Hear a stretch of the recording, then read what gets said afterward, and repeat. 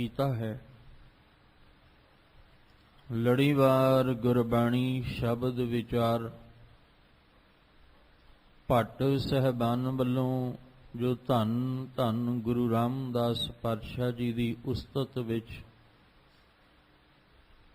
ਵਡਿਆਈ ਦੇ ਵਿੱਚ ਪਾਵਨ ਬਚਨ ਸਵਈਏ ਰੂਪ ਵਿੱਚ ਉਚਾਰਨ ਕੀਤੇ। ਅੱਜ ਦੇ ਅੰਮ੍ਰਿਤਮਈ ਬਚਨਾਂ ਦਾ ਪਾਠ ਭਾਈ ਸਾਹਿਬ ਜੀ ਪਾਸੋਂ ਆਪ ਜੀਆਂ ਨੇ ਸਰਵਨ ਕੀਤਾ ਹੈ। ਪਵਿੱਤਰ ਬਾਣੀ ਦੀ ਵਿਚਾਰ, ਅੰਮ੍ਰਿਤਮਈ ਬਾਣੀ ਦੀ ਵਿਚਾਰ ਨਾਲ ਸਾਂਝ ਪਾਉਣ ਲਈ ਜੋ ਸਮਾਂ ਪ੍ਰਾਪਤ ਹੋ ਰਿਹਾ ਹੈ, ਮਨ ਬਿਰਤੀਆਂ ਨੂੰ ਇਕਾਗਰ ਕਰਦੇ ਹੋਏ ਨਿਮਾਣੇ ਜੇ ਹੋ ਕੇ ਚਵਰ ਛਤਰ ਤਖਤ ਦੇ ਮਾਲਕ ਧੰਨ ਗੁਰੂ ਗ੍ਰੰਥ ਸਾਹਿਬ ਮਹਾਰਾਜ ਜੀ ਦੀ ਪਾਵਨ ਹਜ਼ੂਰੀ ਵਿੱਚ ਜੁੜਨ ਦਾ ਯਤਨ ਕਰੀਏ। ਭੱਟ ਸਹਿਬਾਨ ਜੋ ਗੁਰੂ ਸਾਹਿਬ ਜੀ ਦੀ ਉਸਤਤ ਕਰਦਿਆਂ ਗੁਰੂ ਸਾਹਿਬ ਜੀ ਦੀ ਅਵਸਥਾ ਨੂੰ ਸਾਨੂੰ ਸੰਸਾਰੀ ਜੀਵਾਂ ਨੂੰ ਸਮਝਾਉਣਾ ਚਾਹੁੰਦੇ ਨੇ। ਇੱਕ ਮਨ ਇੱਕ ਚਿੱਤ ਹੋ ਕੇ ਸਮਝਣ ਦਾ ਯਤਨ ਕਰੀਏ ਜੀ। ਵਾਹਿਗੁਰੂ ਸਾਹਿਬ ਜੀ। ਸਵਈਏ ਮਹੱਲੇ ਚੌਥੇ ਕੇ ਇਕ ਓੰਕਾਰ ਸਤ ਗੁਰ ਪ੍ਰਸਾਦ।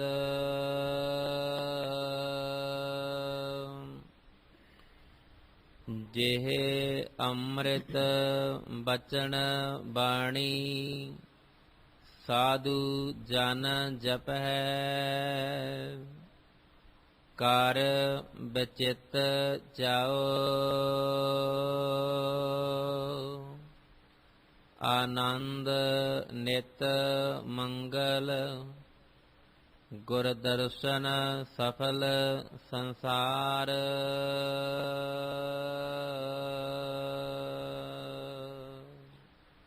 ਆਪ ਜੀ ਰੋਜ਼ਾਨਾ ਇਸ ਅਸਥਾਨ ਤੋਂ ਅੰਮ੍ਰਿਤਮਈ ਬਾਣੀ ਦੀ ਲੜੀਵਾਰ ਵਿਚਾਰ ਦੇ ਨਾਲ ਸਾਂਝ ਪਾਉਂਦੇ ਆ ਰਹੇ ਹੋ।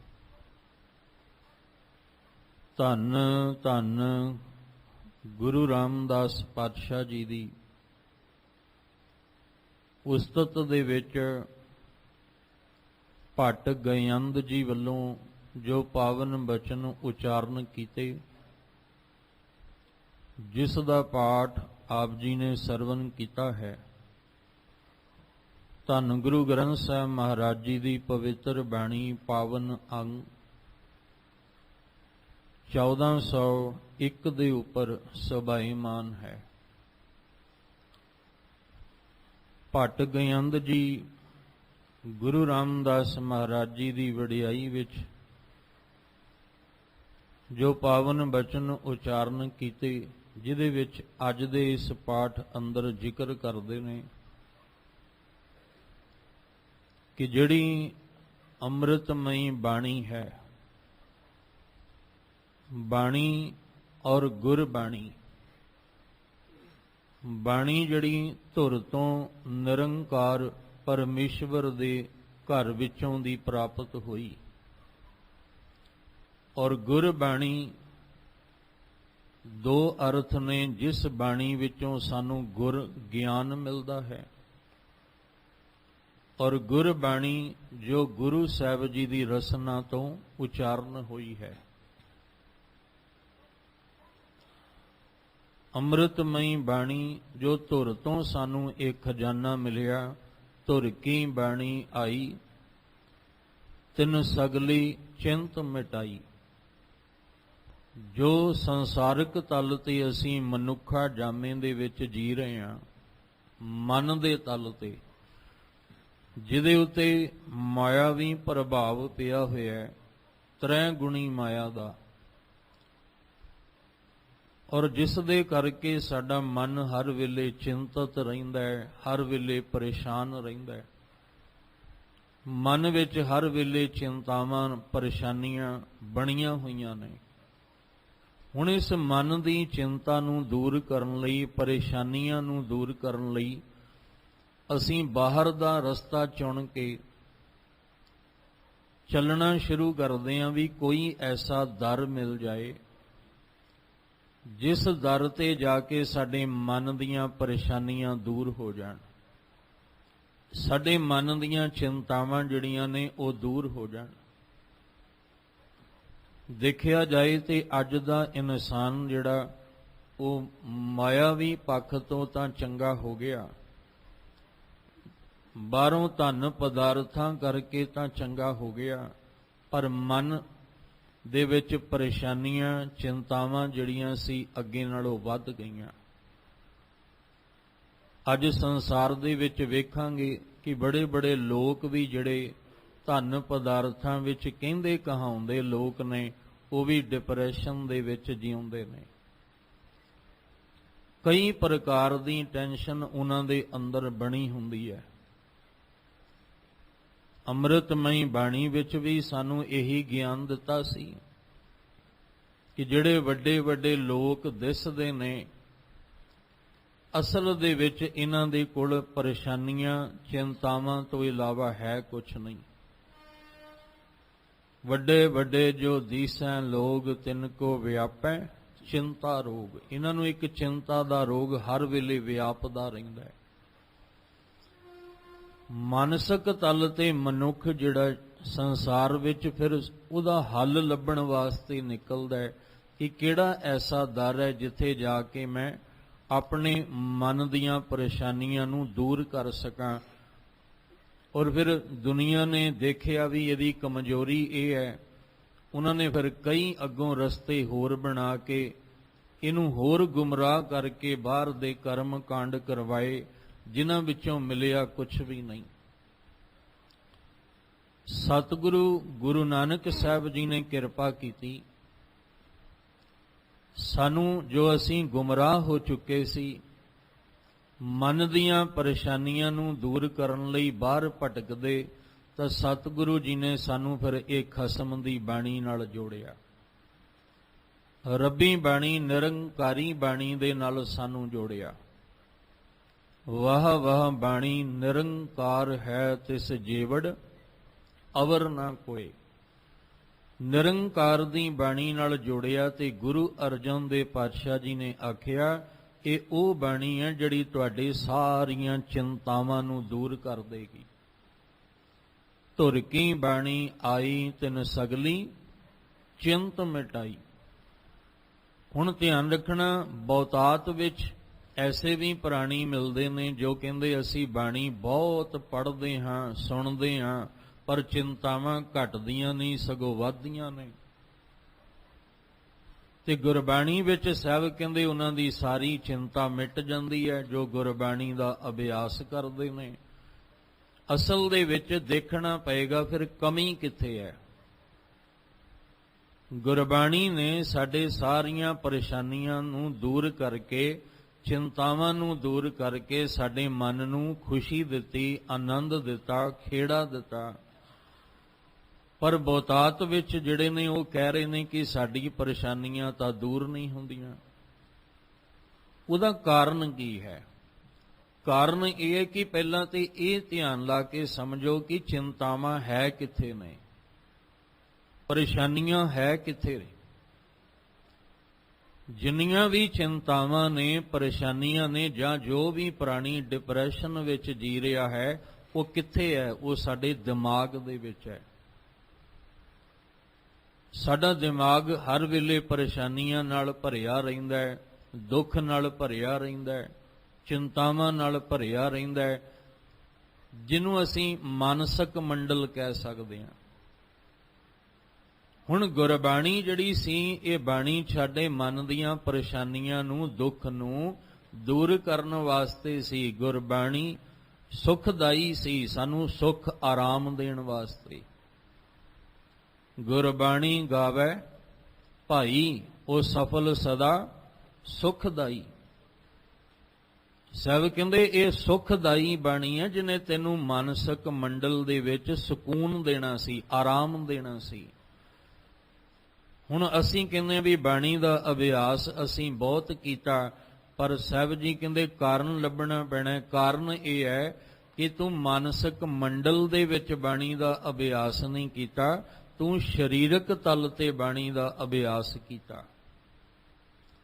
ਬਾਹਰੋਂ ਆ ਜਿਹੜੀ ਜੀਭ ਹੈ ਇਹਨੇ ਹੀ ਬਾਣੀ ਦਾ ਜਾਪ ਕੀਤਾ, ਕੰਨ ਜਿਹੜੇ ਸੁਣਨ ਵਾਲੇ ਸੀ ਇਹਨਾਂ ਨੇ ਬਾਹਰੋਂ ਹੀ ਸੁਣਿਆ, ਨਾ ਮਨ ਨੇ ਅੰਦਰੋਂ ਗਾਵਿਆ, ਨਾ ਮਨ ਨੇ ਅੰਦਰੋਂ ਸੁਣਿਆ, ਤੇ ਨਾ ਹੀ ਮਨ ਨੇ ਅੰਦਰੋਂ ਜਪਿਆ, ਤੇ ਜਿੱਥੇ ਪਰੇਸ਼ਾਨੀਆਂ ਸੀ ਉੱਥੇ ਤੱਕ ਤੇ ਬਾਣੀ ਪਹੁੰਚੀ ਨਹੀਂ। ਜਿੱਥੇ ਸਾਡੀਆਂ ਚਿੰਤਾਵਾਂ ਸੀ, ਜਿੱਥੇ ਅਸੀਂ ਹਰ ਵੇਲੇ ਡਿਪਰੈਸ਼ਨ ਵਿੱਚ ਜੀ ਰਹੇ ਹਾਂ, ਉੱਥੇ ਤੱਕ ਤੇ ਇਹ ਬਾਣੀ ਦੀ ਖੁਰਾਕ ਪਹੁੰਚੀ ਨਹੀਂ। ਜਦੋਂ ਸਾਡੇ ਮਾਨਸਿਕ ਮੰਡਲ ਦੇ ਵਿੱਚ ਗੁਰਬਾਣੀ ਜਿਹੜੀ ਆਏਗੀ, ਪਹੁੰਚੇਗੀ, ਉਦੋਂ ਸਾਰੀਆਂ ਚਿੰਤਾਵਾਂ ਦੂਰ ਹੋ ਜਾਣਗੀਆਂ। ਔਰ ਡੋਲਦਾ ਕੌਣ ਹੈ? ਮਨ ਡੋਲਦਾ ਹੈ, ਸਰੀਰ ਨਹੀਂ ਡੋਲਦਾ। ਮਨ ਡੋਲਦੇ ਹੋਏ ਮਨ ਨੂੰ ਹੀ ਗੁਰਬਾਣੀ ਵਿੱਚ ਸਮਝਾਇਆ ਗਿਆ, ਤੂੰ ਕਾਹੇ ਡੋਲੇ ਪ੍ਰਾਣੀਆਂ, ਤੂੰ ਕਿਉਂ ਡੋਲਦਾ ਹੈ? ਜਿਹੜਾ ਰੱਖਣਹਾਰ ਪਰਮੇਸ਼ਵਰ ਹੈ, ਤੂੰ ਉਹਦੇ ਨਾਮ ਦਾ ਅਭਿਆਸ ਕਰ, ਉਹ ਤੈਨੂੰ ਸਹਾਰਾ ਦੇਗਾ, ਤੈਨੂੰ ਆਸਰਾ ਦੇਗਾ। ਜੇ ਬਾਹਰੋਂ ਡੋਲਦੇ ਆ ਤੇ ਬਾਹਰੋਂ ਬੜੇ ਸਹਾਰੇ ਮਿਲ ਜਾਂਦੇ ਨੇ, ਪਰ ਜਿਹੜਾ ਮਨ ਡੋਲਦਾ ਉਹਨੂੰ ਕਿਹਦਾ ਸਹਾਰਾ ਦੇਵਾਂਗੇ? ਜਿਹੜਾ ਮਨ ਸਾਡਾ ਹਰ ਵੇਲੇ ਡਾਵਾਂ ਡੋਲ ਹੁੰਦਾ ਹੈ, ਉਹਨੂੰ ਬਾਣੀ ਦਾ ਆਸਰਾ ਦੇਣਾ ਪੈਣਾ ਹੈ। ਇਸ ਲਈ ਸਤਿਗੁਰੂ ਜੀ ਨੇ ਆਖਿਆ, ਇਹ ਬਾਣੀ ਵਿੱਚ ਅੰਮ੍ਰਿਤ ਰਸ ਭਰਿਆ, ਇਸ ਬਾਣੀ ਨੂੰ ਤੁਸੀਂ ਦੁਨਿਆਵੀ ਅੱਖਰਾਂ ਕਰਕੇ ਵੀ ਨਾ ਜਾਣਨਾ। ਇਹ ਨਿਰੰਕਾਰ ਦੀ ਪਵਿੱਤਰ ਬਾਣੀ ਹੈ, ਜਿਸ ਦੀ ਬਰਾਬਰੀ ਸੰਸਾਰ ਵਿੱਚ ਕੋਈ ਵੀ ਨਹੀਂ ਕਰ ਸਕਦਾ। ਇਹ ਉਹ ਧੁਰ ਤੋਂ ਆਈ ਹੋਈ ਇਹ ਬਾਣੀ ਜਿਹੜੀ ਹੈ, ਜੈਸੀ ਮੈਂ ਆਵੈ ਖਸਮ ਕੀ ਬਾਣੀ। ਔਰ ਇਹਦੇ ਵਿੱਚ ਕੋਈ ਹੇਰ ਫੇਰ ਨਹੀਂ, ਇਹਦੇ ਵਿੱਚ ਕੋਈ ਵਾਦ ਘਾਟ ਜਿਹੜੀ ਹੈ ਉਹ ਨਹੀਂ ਕੀਤੀ ਗਈ। ਜਿੱਦਾਂ ਦੀ ਬਾਣੀ ਖਸਮ ਦੇ ਘਰੋਂ ਆਉਂਦੀ ਹੈ, ਹੂ ਬਹੂ ਉਸੇ ਤਰ੍ਹਾਂ ਉਹ ਬਾਣੀ ਦਾ ਖਜ਼ਾਨਾ ਸਾਨੂੰ ਦਿੱਤਾ, ਕੋਈ ਉਹਦੇ ਵਿੱਚ ਮਿਲਾਵਟ ਨਹੀਂ। ਹਾਂ, ਜੇ ਮਿਲਾਵਟ ਹੋਣ ਦਾ ਸਮਾਂ ਵੀ ਆਇਆ ਤੇ ਗੁਰੂ ਸਾਹਿਬ ਨੇ ਨਾਲ ਦੀ ਨਾਲ ਉਸ ਮਿਲਾਵਟ ਨੂੰ ਕੱਢ ਵੀ ਦਿੱਤਾ। ਪਿਛਲੇ ਸਮੇਂ ਵਿੱਚ ਆਪਾਂ ਧੰਨ ਗੁਰੂ ਗ੍ਰੰਥ ਸਾਹਿਬ ਪਾਤਸ਼ਾਹ ਦਾ ਪਹਿਲਾ ਪ੍ਰਕਾਸ਼ ਪੁਰਬ ਭਾਵਨਾ ਦੇ ਨਾਲ ਮਨਾਇਆ, ਜੋ ਹਰਮੰਦਰ ਸਾਹਿਬ ਦਰਬਾਰ ਸਾਹਿਬ ਸੱਚਖੰਡ ਦੇ ਵਿੱਚ ਗੁਰੂ ਅਰਜਨ ਦੇਵ ਪਾਤਸ਼ਾਹ ਜੀ ਨੇ ਅੰਮ੍ਰਿਤ ਬਾਣੀ ਦਾ ਪ੍ਰਕਾਸ਼ ਕਰਵਾ ਕੇ ਬਾਬਾ ਬੁੱਢਾ ਸਾਹਿਬ ਜੀ ਦੇ ਰਾਹੀਂ ਸਾਨੂੰ ਗੁਰਬਾਣੀ ਦਾ ਖਜ਼ਾਨਾ ਦਿੱਤਾ। ਉਹ ਪਹਿਲਾ ਪ੍ਰਕਾਸ਼ ਪੁਰਬ ਹੈ। ਅੱਜ ਹੈ ਗੁਰੂ ਗ੍ਰੰਥ ਸਾਹਿਬ ਪਾਤਸ਼ਾਹ ਜੀ ਦਾ ਸੰਪੂਰਨਤਾ ਦਿਵਸ, ਕਿਉਂਕਿ ਅੱਜ ਦੀ ਜਿਹੜੀ ਵਿਚਾਰ ਹੈ ਉਹ ਬਾਣੀ ਤੋਂ ਹੀ ਆਰੰਭ ਹੁੰਦੀ ਹੈ। ਸੰਪੂਰਨਤਾ ਦਿਵਸ ਦਾ ਮਤਲਬ ਹੈ ਕਿ ਜਿੱਥੇ ਗੁਰੂ ਗ੍ਰੰਥ ਸਾਹਿਬ ਦੀ ਪਾਤਸ਼ਾਹ ਦੀ ਬਾਣੀ ਸੰਪੂਰਨ ਹੋ ਗਈ, ਉਹਦੇ ਵਿੱਚ ਹੁਣ ਕੋਈ ਅੱਗੋਂ ਵਾਦ ਘਾਟ ਨਹੀਂ ਹੋ ਸਕਦੀ। ਜੋ ਗੁਰੂ ਅਰਜਨ ਦੇਵ ਮਹਾਰਾਜ ਜੀ ਹਰਾਮਸਰ ਦੇ ਅਸਥਾਨ ਤੇ ਭਾਈ ਗੁਰਦਾਸ ਜੀ ਨੂੰ ਲਿਖਾਰੀ ਬਣਾ ਕੇ ਜਦੋਂ ਬਾਣੀ ਲਿਖਵਾਉਂਦੇ ਨੇ, ਨਾਲ ਨਾਲ ਸੁਧਾਈ ਜਿਹੜੀ ਹੈ ਉਹ ਕਰਵਾਉਂਦੇ ਨੇ, ਉਸ ਵੇਲੇ 5 ਗੁਰੂ ਸਾਹਿਬਾਨ ਦੀ ਬਾਣੀ ਜਿਹੜੀ ਹੈ ਉਹ ਦਰਜ ਕੀਤੀ ਹੈ। 5 ਗੁਰੂ ਸਾਹਿਬ ਦੀ ਬਾਣੀ ਜਿਹਦੇ ਵਿੱਚ ਦਰਜ ਹੋਈ, ਭੱਟਾਂ ਦੇ ਸਵਈਏ ਜਿਹੜੇ ਤੁਸੀਂ ਸਰਵਣ ਕਰ ਰਹੇ ਹੋ ਰੋਜ਼, ਔਰ ਭਗਤਾਂ ਦੀ ਬਾਣੀ ਜਿਹੜੀ ਆ ਉਹ ਦਰਜ ਕੀਤੀ। ਕੁਝ ਗੁਰੂ ਕੇ ਸਿੱਖਾਂ ਦੇ ਨਾਮ ਤੇ ਬਾਣੀ ਜਿਹੜੀ ਆ ਉਹ ਉਚਾਰਨ ਕੀਤੀ ਹੈ। ਭਾਈ ਸੱਤਾ ਬਲਵੰਡ ਦੀ ਜਿਹੜੀ ਵਾਰ ਆਪਾਂ ਸਰਵਣ ਕਰਦੇ ਆਂ, ਬਾਬਾ ਸੁੰਦਰ ਜੀ ਰਾਮਕਲੀ ਸੱਧ ਜਿਹੜਾ ਉਹ ਆਪਾਂ ਪੜ੍ਹਦੇ ਹਾਂ। ਸਮਾਂ ਜਿਹੜਾ ਸੀ ਉਹ ਬਤੀਤ ਹੋਇਆ ਧੰਨ ਗੁਰੂ ਗੋਬਿੰਦ ਸਿੰਘ ਮਹਾਰਾਜ ਕਲਗੀਧਰ ਪਾਤਸ਼ਾਹ ਦਾ ਸਮਾਂ। ਇਸ ਤੋਂ ਪਹਿਲਾਂ ਦਾ ਸਮਾਂ ਜਿਹੜਾ ਹੈ ਗੁਰੂ ਹਰਗੋਬਿੰਦ ਸਾਹਿਬ ਜੀ, ਗੁਰੂ ਹਰ ਰਾਏ ਸਾਹਿਬ ਜੀ, ਗੁਰੂ ਹਰਕ੍ਰਿਸ਼ਨ ਸਾਹਿਬ ਜੀ, ਗੁਰਬਾਣੀ ਦਾ ਜਿਹੜਾ ਇਹਨਾਂ ਨੇ ਪ੍ਰਚਾਰ ਕੀਤਾ, ਗੁਰਬਾਣੀ ਦੇ ਨਾਲ ਜੋੜਿਆ, ਸਿੱਖੀ ਸਿਧਾਂਤਾਂ ਦੇ ਨਾਲ ਜੋੜਿਆ। ਪਰ ਜਿਹੜੀ ਧੁਰਕੀ ਬਾਣੀ ਦਾ ਉਚਾਰਨ ਹੈ ਉਹ ਗੁਰੂ ਤੇਗ ਬਹਾਦਰ ਸਾਹਿਬ ਜੀ ਕਰਦੇ ਨੇ। ਨੌਵੇਂ ਪਾਤਸ਼ਾਹ ਗੁਰੂ ਤੇਗ ਬਹਾਦਰ ਸਾਹਿਬ ਜੀ ਨੇ ਬਾਣੀ ਦੀ ਰਚਨਾ ਕੀਤੀ। ਬਾਣੀ ਦੀ ਜਿਹੜੀਆਂ ਪੋਥੀਆਂ ਸੈਂਚੀਆਂ ਸੀ ਉਹ ਸਤਿਗੁਰੂ ਨੇ ਨਾਲ ਨਾਲ ਬਾਣੀ ਨੂੰ ਲਿਖਵਾ ਕੇ ਤੇ ਉਹਨੂੰ ਪੋਥੀ ਦਾ ਰੂਪ ਦਿੱਤਾ। ਔਰ ਜਿਵੇਂ ਗੁਰੂ ਨਾਨਕ ਸਾਹਿਬ ਤੋਂ ਹੀ ਪਰੰਪਰਾ ਚੱਲੀ ਹੈ ਕਿ ਜਿੰਨੀ ਬਾਣੀ ਦੀਆਂ ਪੋਥੀਆਂ ਸੈਂਚੀਆਂ ਨੇ ਉਹ ਭਾਈ ਲਹਿਣਾ ਗੁਰੂ ਅੰਗਦ ਦੇਵ ਪਾਤਸ਼ਾਹ ਜੀ ਨੂੰ ਦਿੱਤੀਆਂ, ਅੱਗੋਂ ਗੁਰੂ ਅਮਰਦਾਸ ਪਾਤਸ਼ਾਹ ਨੂੰ ਦਿੱਤੀਆਂ। ਉਹ ਜਿੰਨੀਆਂ ਵੀ ਪੋਥੀਆਂ ਸੀ ਉਹਨੂੰ ਗ੍ਰੰਥ ਸਾਹਿਬ ਜੀ ਦਾ ਰੂਪ ਗੁਰੂ ਅਰਜਨ ਦੇਵ ਮਹਾਰਾਜ ਜੀ ਨੇ ਦਿੱਤਾ।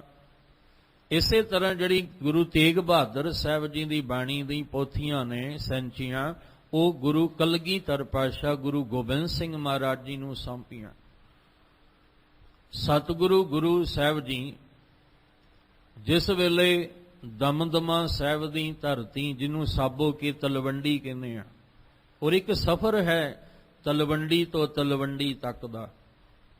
ਰਾਏ ਭੋਇੰ ਦੀ ਤਲਵੰਡੀ ਤੋਂ ਬਾਬਾ ਨਾਨਕ ਜੀ ਚੱਲਦੇ ਨੇ ਔਰ ਇੱਕ ਸਾਬੋ ਕੇ ਤਲਵੰਡੀ ਤੇ ਆ ਕੇ ਜਿਹੜਾ ਇੱਕ ਕਾਰਜ ਆਰੰਭਿਆ ਸੀ ਖਸਮ ਦੀ ਬਾਣੀ ਦਾ, ਰੱਬੀ ਬਾਣੀ ਦਾ, ਉਹਨੂੰ ਤਲਵੰਡੀ ਵਿੱਚ ਆ ਕੇ ਹੀ ਸੰਪੂਰਨ ਕਰਦੇ ਨੇ।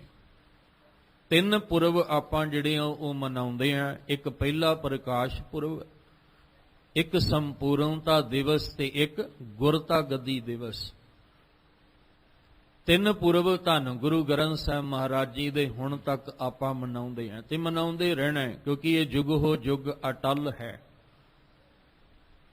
ਜਦੋਂ ਗੁਰੂ ਸਾਹਿਬ ਜੀ ਆਨੰਦਪੁਰ ਸਾਹਿਬ ਤੋਂ ਸਫ਼ਰ ਕਰਦੇ ਨੇ ਤੇ ਚਲਦਿਆਂ ਚਲਦਿਆਂ ਸਾਬੋ ਕੇ ਤਲਵੰਡੀ ਦਮਦਮਾ ਸਾਹਿਬ ਜਿੱਥੇ ਅੱਜ ਅਸਥਾਨ ਹੈ, ਲਿਖਣਸਰ ਜਿੱਥੇ ਅੱਜ ਅਸਥਾਨ ਬਣਿਆ, ਇੱਥੇ ਫਿਰ ਚੱਲ ਕੇ ਜਿਹੜਾ ਉਹ ਭਾਈ ਮਨੀ ਸਿੰਘ ਜੀ ਆਉਂਦੇ ਨੇ, ਜੋ ਜਿਸ ਵੇਲੇ ਆਨੰਦਪੁਰ ਸਾਹਿਬ ਛੱਡਿਆ ਤੇ ਜੋ ਦਰਿਆ ਸਰਸਾ ਦਰਿਆ ਤੇ ਵਿਛੋੜਾ ਪੈਂਦਾ ਹੈ, ਉਸ ਤੋਂ ਬਾਅਦ ਫਿਰ ਭਾਈ ਮਨੀ ਸਿੰਘ ਤੇ ਮਾਤਾ ਜੀ ਦੇ ਸਮੇਤ ਇੱਥੇ ਆ ਕੇ ਫਿਰ ਗੁਰੂ ਕਲਗੀਧਰ ਪਾਤਸ਼ਾਹ ਜੀ ਦੇ ਨਾਲ ਮਿਲਾਪ ਹੁੰਦਾ ਹੈ। ਧੰਨ ਗੁਰੂ ਗੋਬਿੰਦ ਸਿੰਘ ਮਹਾਰਾਜ ਪਾਤਸ਼ਾਹ ਜੀ ਇੱਥੇ ਰਹਿ ਕੇ ਬਾਣੀ ਔਰ ਬਾਣੀ ਦੇ ਨਾਲ ਜੋੜਦੇ ਨੇ। ਗੁਰਮਤਿ ਦਾ ਪ੍ਰਚਾਰ ਕੀਤਾ, ਮਨਮਤ ਦਾ ਨਾਸ਼ ਕੀਤਾ, ਬਾਣੀ ਦੇ ਨਾਲ ਨਾਲ ਖੰਡੇ ਦੀ ਪੌਲ ਬਖਸ਼ੀ ਜਾ ਰਹੀ ਹੈ। ਸਤਿਗੁਰੂ ਗੁਰੂ ਪਾਤਸ਼ਾਹ ਜੀ ਨੇ ਭਾਈ ਮਨੀ ਸਿੰਘ ਜੀ ਨੂੰ ਲਿਖਾਰੀ ਦੇ ਰੂਪ ਵਿੱਚ ਲੈ ਕੇ ਤੇ ਗੁਰੂ ਤੇਗ ਬਹਾਦਰ ਸਾਹਿਬ ਜੀ ਦੀ ਬਾਣੀ ਵਿੱਚ ਦਰਜ ਕਰਵਾਉਣ ਵਾਸਤੇ, ਕਿਉਂਕਿ ਸੰਪੂਰਨਤਾ ਤੇ ਤਾਂ ਹੀ ਹੋਏਗੀ ਨਾ। ਜੋ ਗੁਰੂ ਤੇਗ ਬਹਾਦਰ ਸਾਹਿਬ ਜੀ ਨੇ ਬਾਣੀ ਉਚਾਰੀ, ਕਈ ਪੁੱਛਦੇ ਨੇ ਕਿ ਗੁਰੂ ਹਰਗੋਬਿੰਦ ਸਾਹਿਬ, ਗੁਰੂ ਹਰਰਾਏ ਸਾਹਿਬ ਤੇ ਗੁਰੂ ਹਰਕ੍ਰਿਸ਼ਨ ਸਾਹਿਬ ਨੇ ਬਾਣੀ ਜਿਹੜੀ ਆ ਉਹ ਕਿਉਂ ਨਾ ਉਚਾਰੀ। ਉਹਦਾ ਇੱਕ ਕਾਰਨ ਜਦੋਂ ਅਸੀਂ ਲੱਭਦੇ ਹਾਂ, ਵੈਸੇ ਤਾਂ ਗੁਰੂ ਹਰਗੋਬਿੰਦ ਸਾਹਿਬ ਜੀ ਜੋ ਜਾਗਰਤਾ ਲਿਆਉਂਦੇ ਨੇ ਸਾਨੂੰ ਬਾਹਰ ਦਾ ਜਿਹੜਾ ਅਭਿਆਸ ਹੈ ਬਾਣੀ ਦੇ ਨਾਲ ਜੋੜਨ ਵਾਸਤੇ, ਸਾਨੂੰ ਸ਼ਸਤਰਧਾਰੀ ਬਣਾਉਣ ਵਾਸਤੇ, 4 ਜੰਗਾਂ ਵੀ ਗੁਰੂ ਹਰਗੋਬਿੰਦ ਸਾਹਿਬ ਪਾਤਸ਼ਾਹ ਜੀ ਕਰਦੇ ਨੇ। ਔਰ ਸਤਿਗੁਰੂ ਮਹਾਰਾਜ ਜੀ ਨੇ ਘੋੜ ਸਵਾਰੀ ਜਿਹੜੀ ਆ ਉਹ ਸਿਖਾਣੀ, ਸ਼ਸਤਰ ਅਭਿਆਸ ਕਰਾਉਣੇ, ਇਸ ਪਾਸੇ ਨੂੰ ਗੁਰੂ ਸਾਹਿਬ ਨੇ ਧਿਆਨ ਦਿੱਤਾ ਕਿ ਬਾਣੀ ਦੇ ਨਾਲ ਨਾਲ ਹੁਣ ਬਾਣੀ ਦੇ ਨਾਲ ਜੋੜਨ ਦਾ ਸਮਾਂ ਹੈ।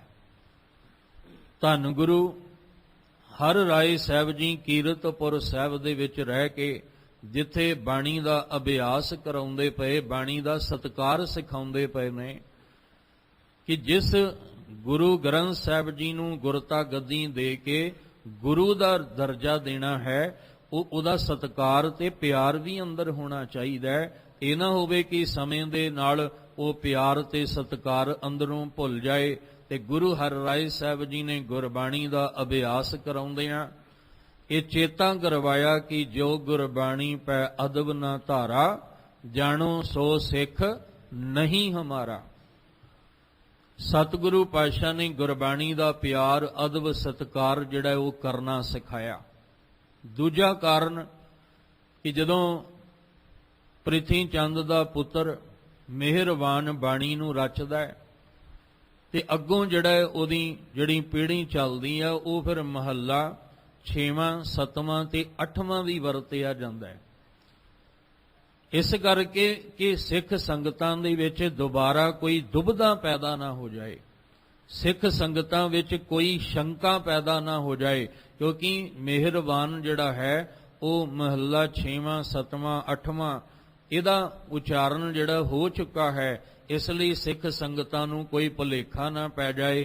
ਗੁਰਬਾਣੀ ਦੇ ਅੰਦਰ ਫਿਰ 5ਵੇਂ ਪਾਤਸ਼ਾਹ ਤੋਂ ਬਾਅਦ 9ਵੇਂ ਪਾਤਸ਼ਾਹ ਗੁਰੂ ਤੇਗ ਬਹਾਦਰ ਸਾਹਿਬ ਜੀ ਦੀ ਬਾਣੀ ਜਿਹੜੀ ਹੈ ਉਹ ਦਰਜ ਕੀਤੀ। ਸਿੱਖਾਂ ਨੂੰ ਇਹ ਪਤਾ ਲੱਗ ਜਾਏ ਕਿ ਜਿਸ ਗੁਰੂ ਗ੍ਰੰਥ ਸਾਹਿਬ ਜੀ ਨਾਲ ਜੁੜੇ ਹਾਂ ਉਹਦੇ ਅੰਦਰ 6 ਗੁਰੂ ਸਾਹਿਬਾਨ ਦੀ ਬਾਣੀ ਹੈ।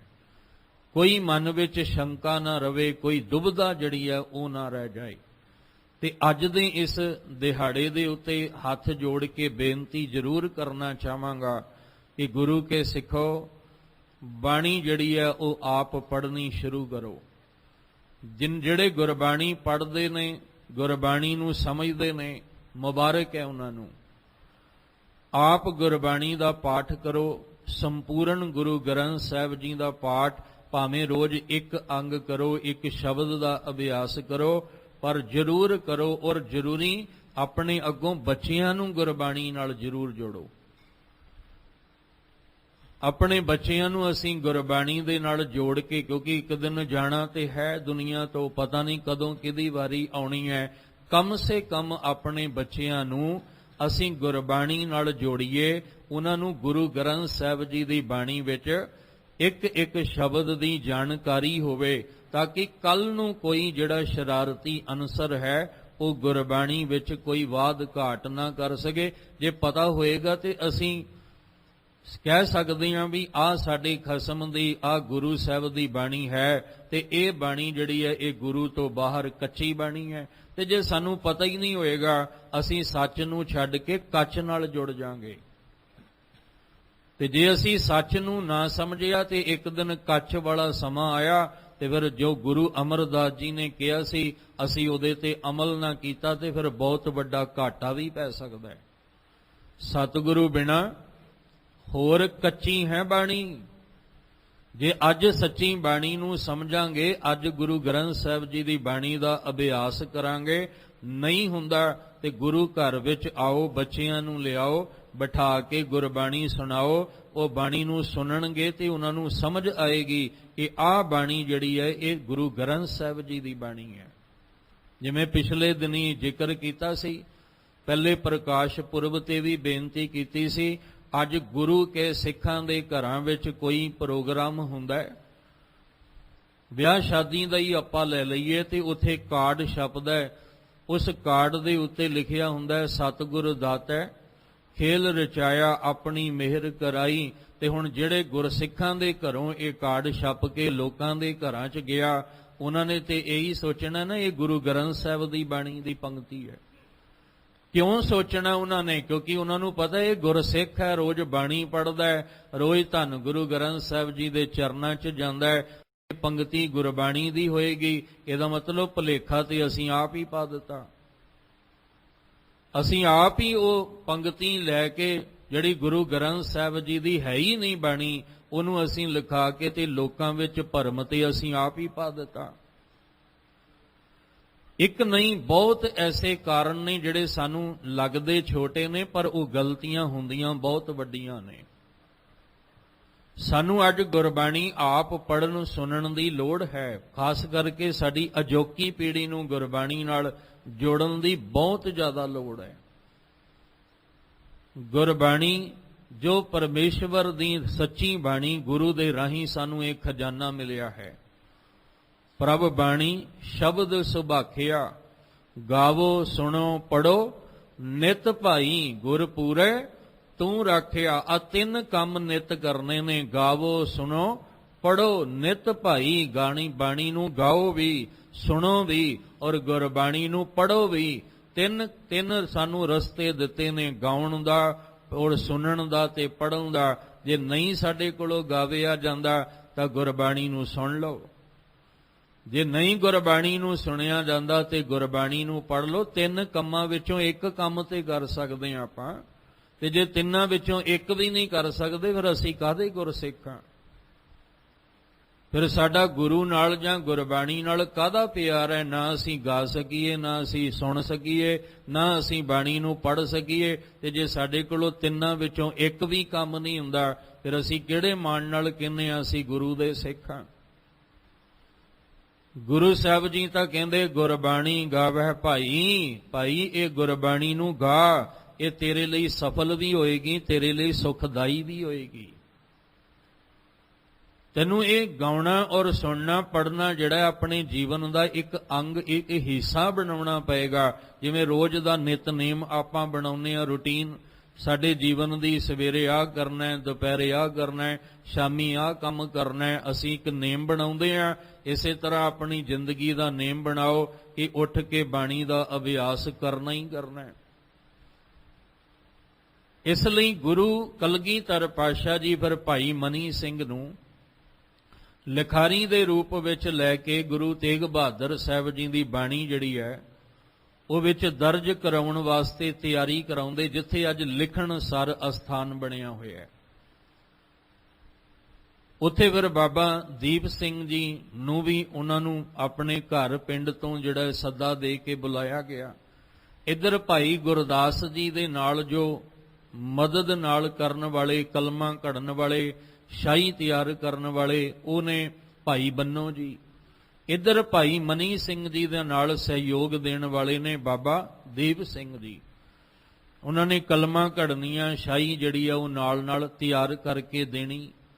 ਤੇ ਗੁਰਬਾਣੀ ਜ਼ਿਕਰ ਆਉਂਦਾ ਹੈ ਜੋ ਲਿਖਤ ਵਿੱਚ ਕਿ ਜਿਵੇਂ ਗੁਰੂ ਹਰਗੋਬਿੰਦ ਸਾਹਿਬ ਅੰਮ੍ਰਿਤਸਰ ਸਾਹਿਬ ਤੋਂ ਚੱਲੇ ਤਾਂ ਉਸ ਵੇਲੇ ਜੋ ਗੁਰੂ ਅਰਜਨ ਦੇਵ ਪਾਤਸ਼ਾਹ ਨੇ ਬਾਣੀ ਦਾ ਪ੍ਰਕਾਸ਼, ਜਿਹਨੂੰ ਅੱਜ ਆਪਾਂ ਕਰਤਾਰਪੁਰ ਵਾਲੀ ਬੀੜ ਕਹਿੰਦੇ ਹਾਂ, ਉਹ ਲੈ ਕੇ ਸਤਿਗੁਰੂ ਮਹਾਰਾਜ ਜੀ ਚੱਲਦੇ ਨੇ। ਬਾਬਾ ਗੁਰਦਿੱਤਾ ਜੀ ਦੀ ਜ਼ਿੰਮੇਵਾਰੀ ਵਿੱਚ ਕਰਤਾਰਪੁਰ ਜਿਹੜਾ ਉਹ ਪਾਵਨ ਸਰੂਪ ਬੀੜ ਸਾਹਿਬ ਨੂੰ ਲਿਆਂਦਾ ਗਿਆ, ਜਿੱਥੇ ਆ ਕੇ ਧੀਰਮਲ ਜਿਹੜਾ ਉਹ ਕਬਜ਼ਾ ਕਰ ਲੈਂਦਾ ਹੈ।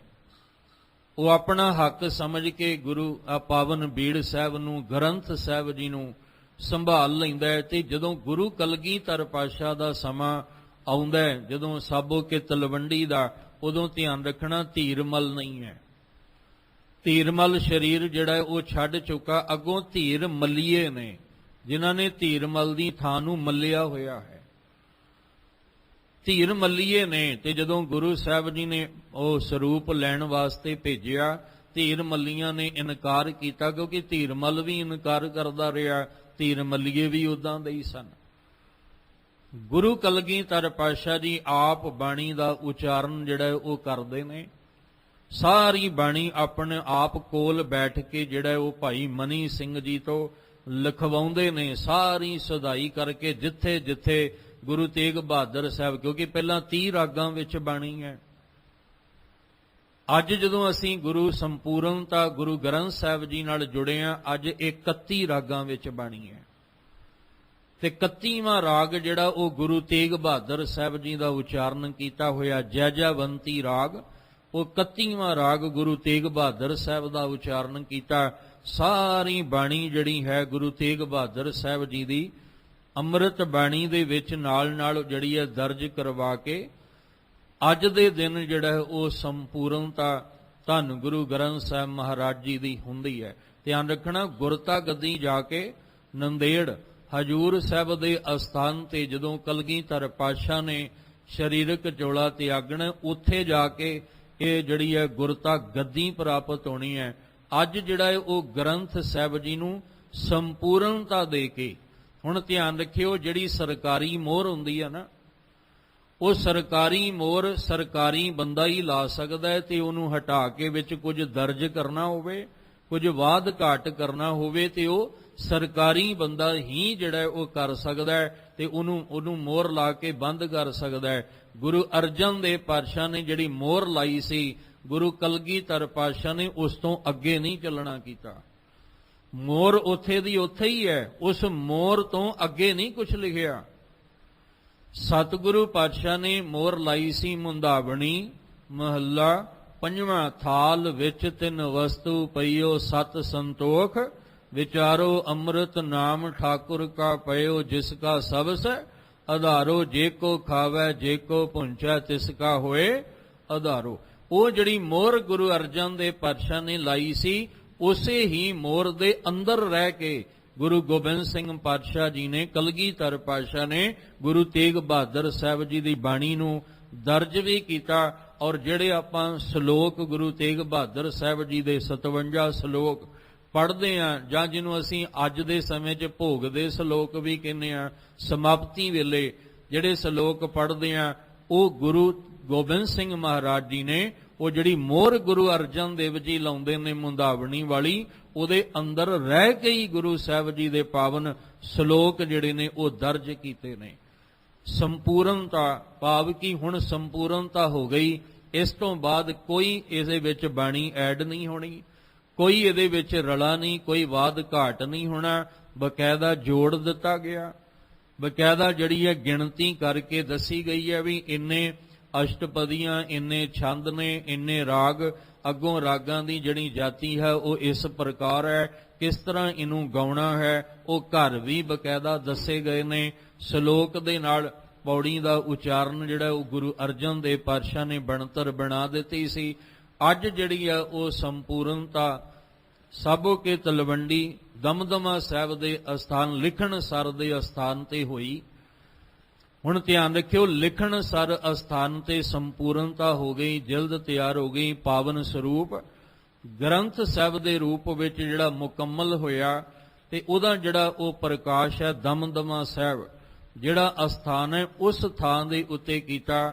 ਜਦੋਂ ਪਹਿਲੀ ਵਾਰ ਪ੍ਰਕਾਸ਼ ਹੋਇਆ ਸੀ, ਉਦੋਂ ਬਾਬਾ ਬੁੱਢਾ ਜੀ ਨੇ ਆਵਾਜ਼ ਜਿਹੜੀ ਹੈ ਉਹ ਕਰਦਿਆਂ ਆਪਣੀ ਆਵਾਜ਼ ਵਿੱਚੋਂ ਪਾਵਨ ਹੁਕਮ ਸੁਣਾਇਆ ਸੀ। ਸੁਹੀ ਮਹੱਲਾ ਪੰਜਵਾਂ। ਸੰਤਾਂ ਕੇ ਕਾਰਜ ਆਪ ਖਲੋਇਆ ਹਰ ਕੰਮ ਕਰਾਵਣ ਆਇਆ ਰਾਮ। ਅੱਜ ਜਦੋਂ ਦਮਦਮਾ ਸਾਹਿਬ ਦੀ ਪਵਿੱਤਰ ਧਰਤੀ ਤੇ ਫਿਰ ਦੁਬਾਰਾ ਸੰਪੂਰਨਤਾ ਕਰਕੇ ਪ੍ਰਕਾਸ਼ ਹੁੰਦਾ ਹੈ, ਤੇ ਅੱਜ ਹੁਕਮ ਆਉਂਦਾ ਹੈ ਟੋਡੀ ਮਹੱਲਾ ਪੰਜਵਾਂ। ਸਤਿਗੁਰ ਆਇਓ ਸ਼ਰਨ ਤੁਹਾਰੀ, ਮਿਲੇ ਸੂਖ ਨਾਮ ਹਰ ਸ਼ੋਭਾ ਚਿੰਤਾ ਲਾਹੇ ਹਮਾਰੀ। ਇੱਥੇ ਗੁਰੂ ਸਾਹਿਬ ਜੀ ਆਪ ਵੀ ਬਾਣੀ ਪੜ੍ਹਦੇ ਨੇ ਔਰ ਨਾਲ ਨਾਲ ਉਸ ਬਾਣੀ ਦਾ ਉਚਾਰਨ ਕਰਕੇ ਸਿੱਖਾਂ ਨੂੰ ਸਮਝਾਉਂਦੇ ਨੇ, ਤੇ ਨਾਲ ਨਾਲ ਉਹਦੇ ਅਰਥ ਕਰਕੇ ਸਮਝਾਉਂਦੇ ਨੇ ਕਿ ਜਿਸ ਗੁਰਬਾਣੀ ਨਾਲ ਜੁੜੇ ਆ ਉਹਦਾ ਉਚਾਰਨ ਵੀ ਸਾਨੂੰ ਪਤਾ ਹੋਵੇ, ਜਿਸ ਗੁਰਬਾਣੀ ਨਾਲ ਜੁੜੇ ਆ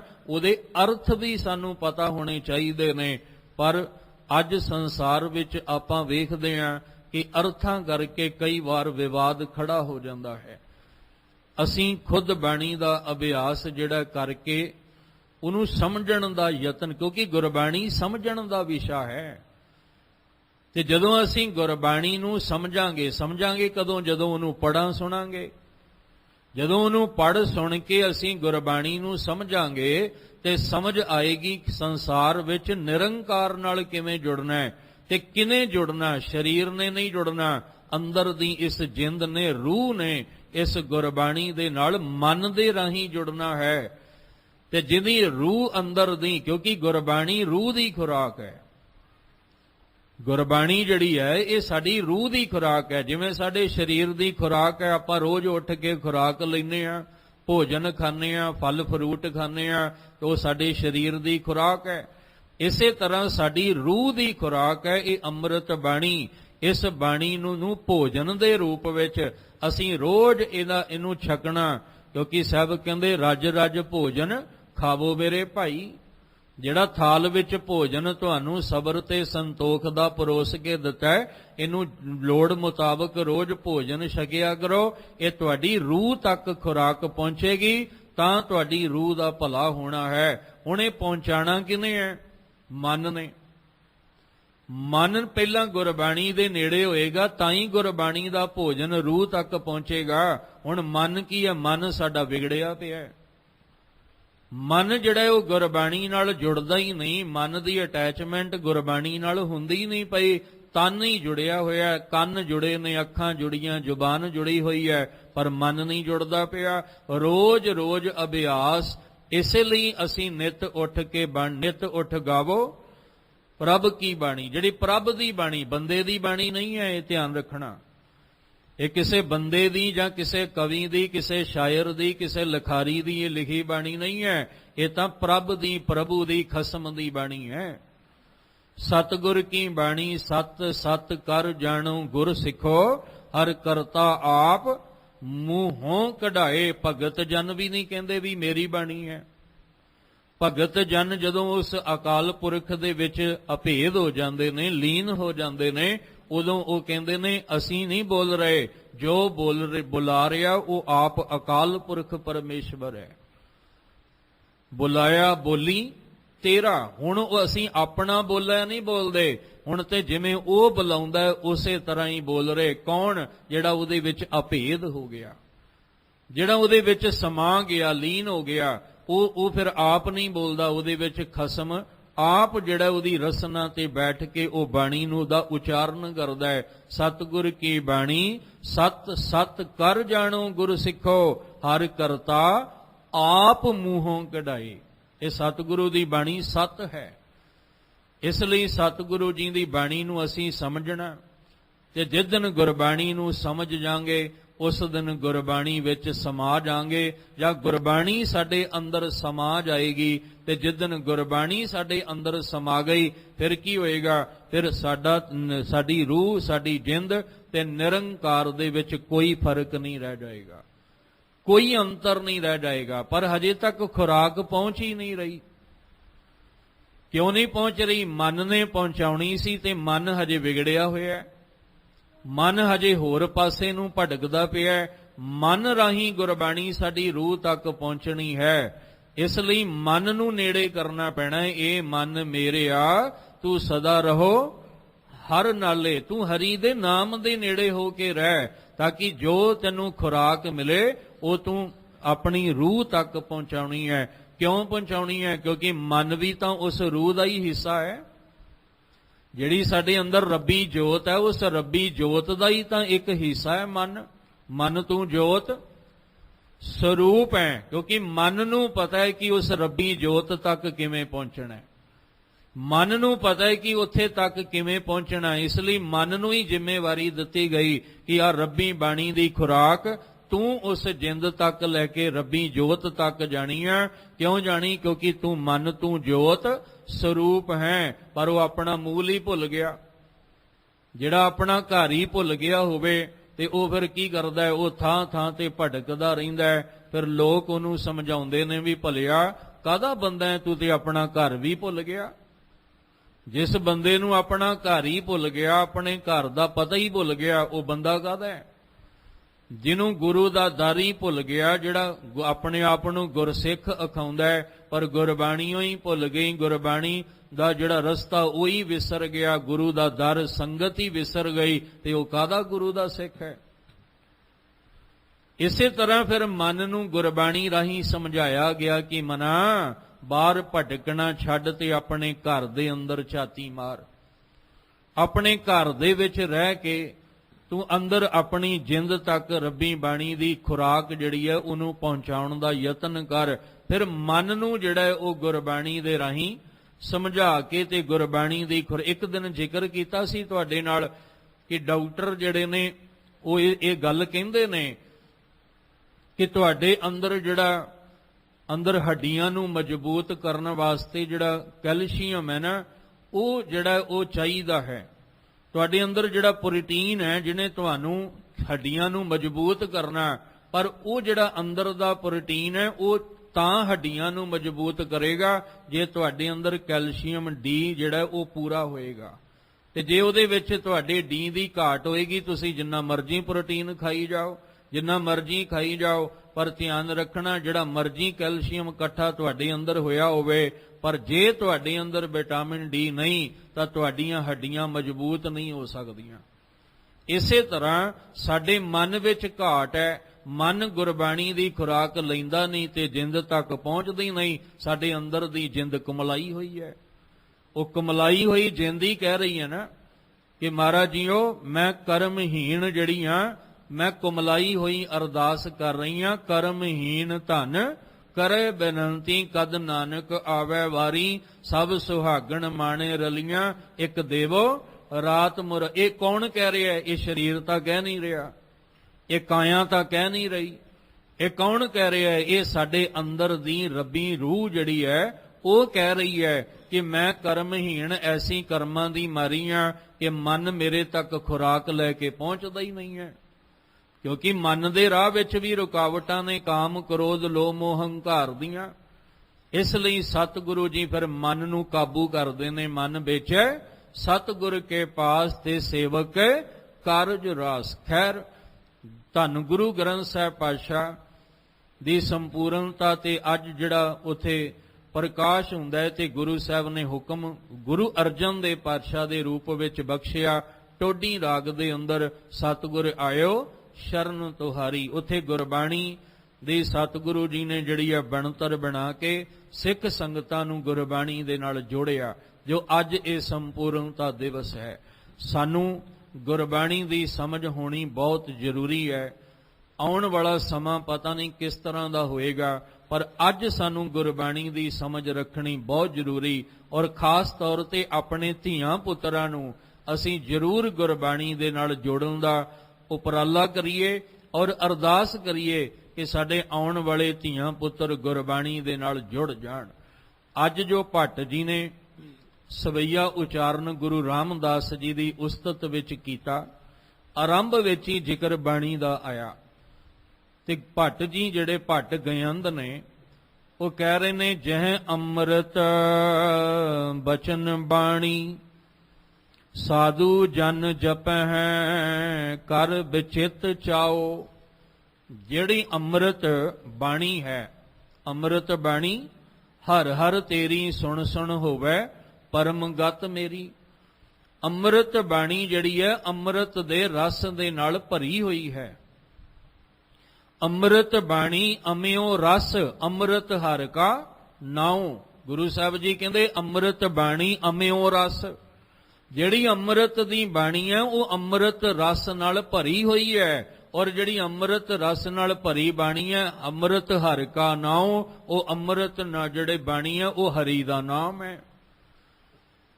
ਇਸ ਅੰਮ੍ਰਿਤ ਬਾਣੀ ਵਿੱਚ ਅੰਮ੍ਰਿਤ ਦਾ ਰਸ ਭਰਿਆ, ਉਹ ਰਸ ਜਿਹਨੂੰ ਪੀਣ ਦੇ ਨਾਲ ਮ੍ਰਿਤ ਸਾਡੀ ਕਦੀ ਵੀ ਆਤਮਿਕ ਮੌਤ ਨਹੀਂ ਹੁੰਦੀ, ਸਾਡੀ ਇਨਸਾਨੀਅਤ ਦੀ ਮੌਤ ਨਹੀਂ ਹੁੰਦੀ, ਸਾਡੀ ਜ਼ਮੀਰ ਦੀ ਮੌਤ ਨਹੀਂ ਹੁੰਦੀ। ਧਿਆਨ ਰੱਖਣਾ, ਸਰੀਰ ਦੀ ਮੌਤ ਤਾਂ ਅਟਲ ਹੈ, ਉਹਦੇ ਤੋਂ ਨਾ ਅੱਜ ਤੱਕ ਕੋਈ ਬਚਿਆ ਤੇ ਨਾ ਕੋਈ ਬਚ ਸਕਦਾ ਹੈ। ਮਲਕਲ ਮੌਤ ਜਾਂ ਆਵਸੀ ਸਭ ਦਰਵਾਜ਼ੇ ਭੰਨ।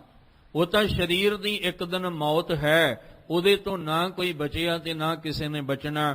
ਸਾਡੀ ਜਿਹੜੀ ਅੰਦਰ ਜ਼ਮੀਰ ਦੀ ਮੌਤ ਹੁੰਦੀ ਆ ਨਾ, ਉਹ ਦੁਬਾਰਾ ਨਹੀਂ ਹੋਏਗੀ ਜੇ ਅੰਮ੍ਰਿਤ ਰਸ ਕਿਤੇ ਪੀਣ ਨੂੰ ਮਿਲ ਜਾਏ।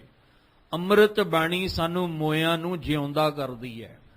ਇਹੀ ਕਾਰਨ ਸੀ ਕਿ ਪਰਮੇਸ਼ਵਰ ਨੇ ਅੱਖਾਂ ਸਾਰਿਆਂ ਨੂੰ ਦੋ ਦਿੱਤੀਆਂ ਨੇ, ਪਰ ਨਜ਼ਰੀਆ ਸਾਰਿਆਂ ਦਾ ਵੱਖਰਾ ਵੱਖਰਾ ਹੈ, ਦੇਖਣ ਦਾ ਤਰੀਕਾ ਸਾਰਿਆਂ ਦਾ ਵੱਖਰਾ ਹੈ। ਕਿਸੇ ਨੇ ਤਾਜ ਮਹਿਲ ਵੇਖਿਆ ਤੇ ਤਾਜ ਮਹਿਲ ਬੜਾ ਸੁੰਦਰ ਲੱਗਾ, ਕਿਉਂਕਿ ਅਜੂਬਿਆਂ ਵਿੱਚੋਂ ਇੱਕ ਅਜੂਬਾ ਹੈ। ਉਹਨਾਂ ਆਖਿਆ ਬੜਾ ਸੁੰਦਰ ਤਾਜ ਮਹਿਲ ਹੈ, ਪਰ ਕਹਿੰਦੇ ਉੱਥੇ ਜਾ ਕੇ ਤੂੰ ਬਾਹਰ ਦੀ ਸੁੰਦਰਤਾ ਤਾਂ ਵੇਖ ਲਈ, ਵਾਹ ਵਾਹ ਵੀ ਤੂੰ ਉੱਥੇ ਜਾ ਕੇ ਕਰ ਦਿੱਤੀ, ਪਰ ਉੱਥੇ ਜਾ ਕੇ ਤੈਨੂੰ ਮਿਲਿਆ ਕੀ ਹੈ? ਕਹਿਣ ਲੱਗੇ ਉੱਥੇ ਮੈਨੂੰ ਸਿਰਫ ਇੱਕ ਮੁਰਦੇ ਦੀ ਕਬਰ ਜਿਹੜੀ ਹੈ ਉਹੀ ਮਿਲੀ ਹੈ। ਭਾਵ ਕੋਈ ਮੈਨੂੰ ਉੱਥੇ ਮੁਰਦਾ ਹੀ ਨਜ਼ਰ ਆਇਆ, ਹੋਰ ਕੁਝ ਵੀ ਨਹੀਂ। ਕਹਿੰਦੇ ਫਿਰ ਆ ਤੈਨੂੰ ਇੱਕ ਅਜੂਬਾ ਹੋਰ ਦਿਖਾਉਨੇ ਆ।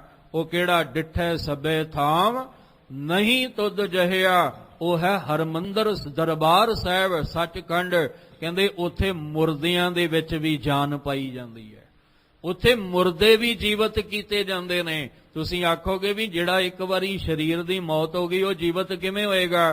ਪਰ ਇੱਥੇ ਗੱਲ ਸਰੀਰ ਦੀ ਨਹੀਂ ਹੋ ਰਹੀ। ਜਿਹੜਿਆਂ ਦੀ ਆਤਮਿਕ ਮੌਤ ਹੋ ਗਈ, ਜਿਨ੍ਹਾਂ ਦੀ ਇਨਸਾਨੀਅਤ ਦੀ ਮੌਤ ਹੋ ਗਈ, ਜਿਨ੍ਹਾਂ ਦੀ ਜ਼ਮੀਰ ਮਰ ਗਈ, ਉਹ ਜਦੋਂ ਸੱਚਖੰਡ ਹਰਮੰਦਰ ਸਾਹਿਬ ਦਰਬਾਰ ਸਾਹਿਬ ਆ ਕੇ ਨਤਮਸਤਕ ਹੋ ਕੇ ਅੰਮ੍ਰਿਤ ਬਾਣੀ ਨੂੰ ਸੁਣਦਾ ਹੈ ਤੇ ਉਹਦੀ ਅੰਦਰ ਦੀ ਜ਼ਮੀਰ ਜਾਗ ਜਾਂਦੀ ਹੈ।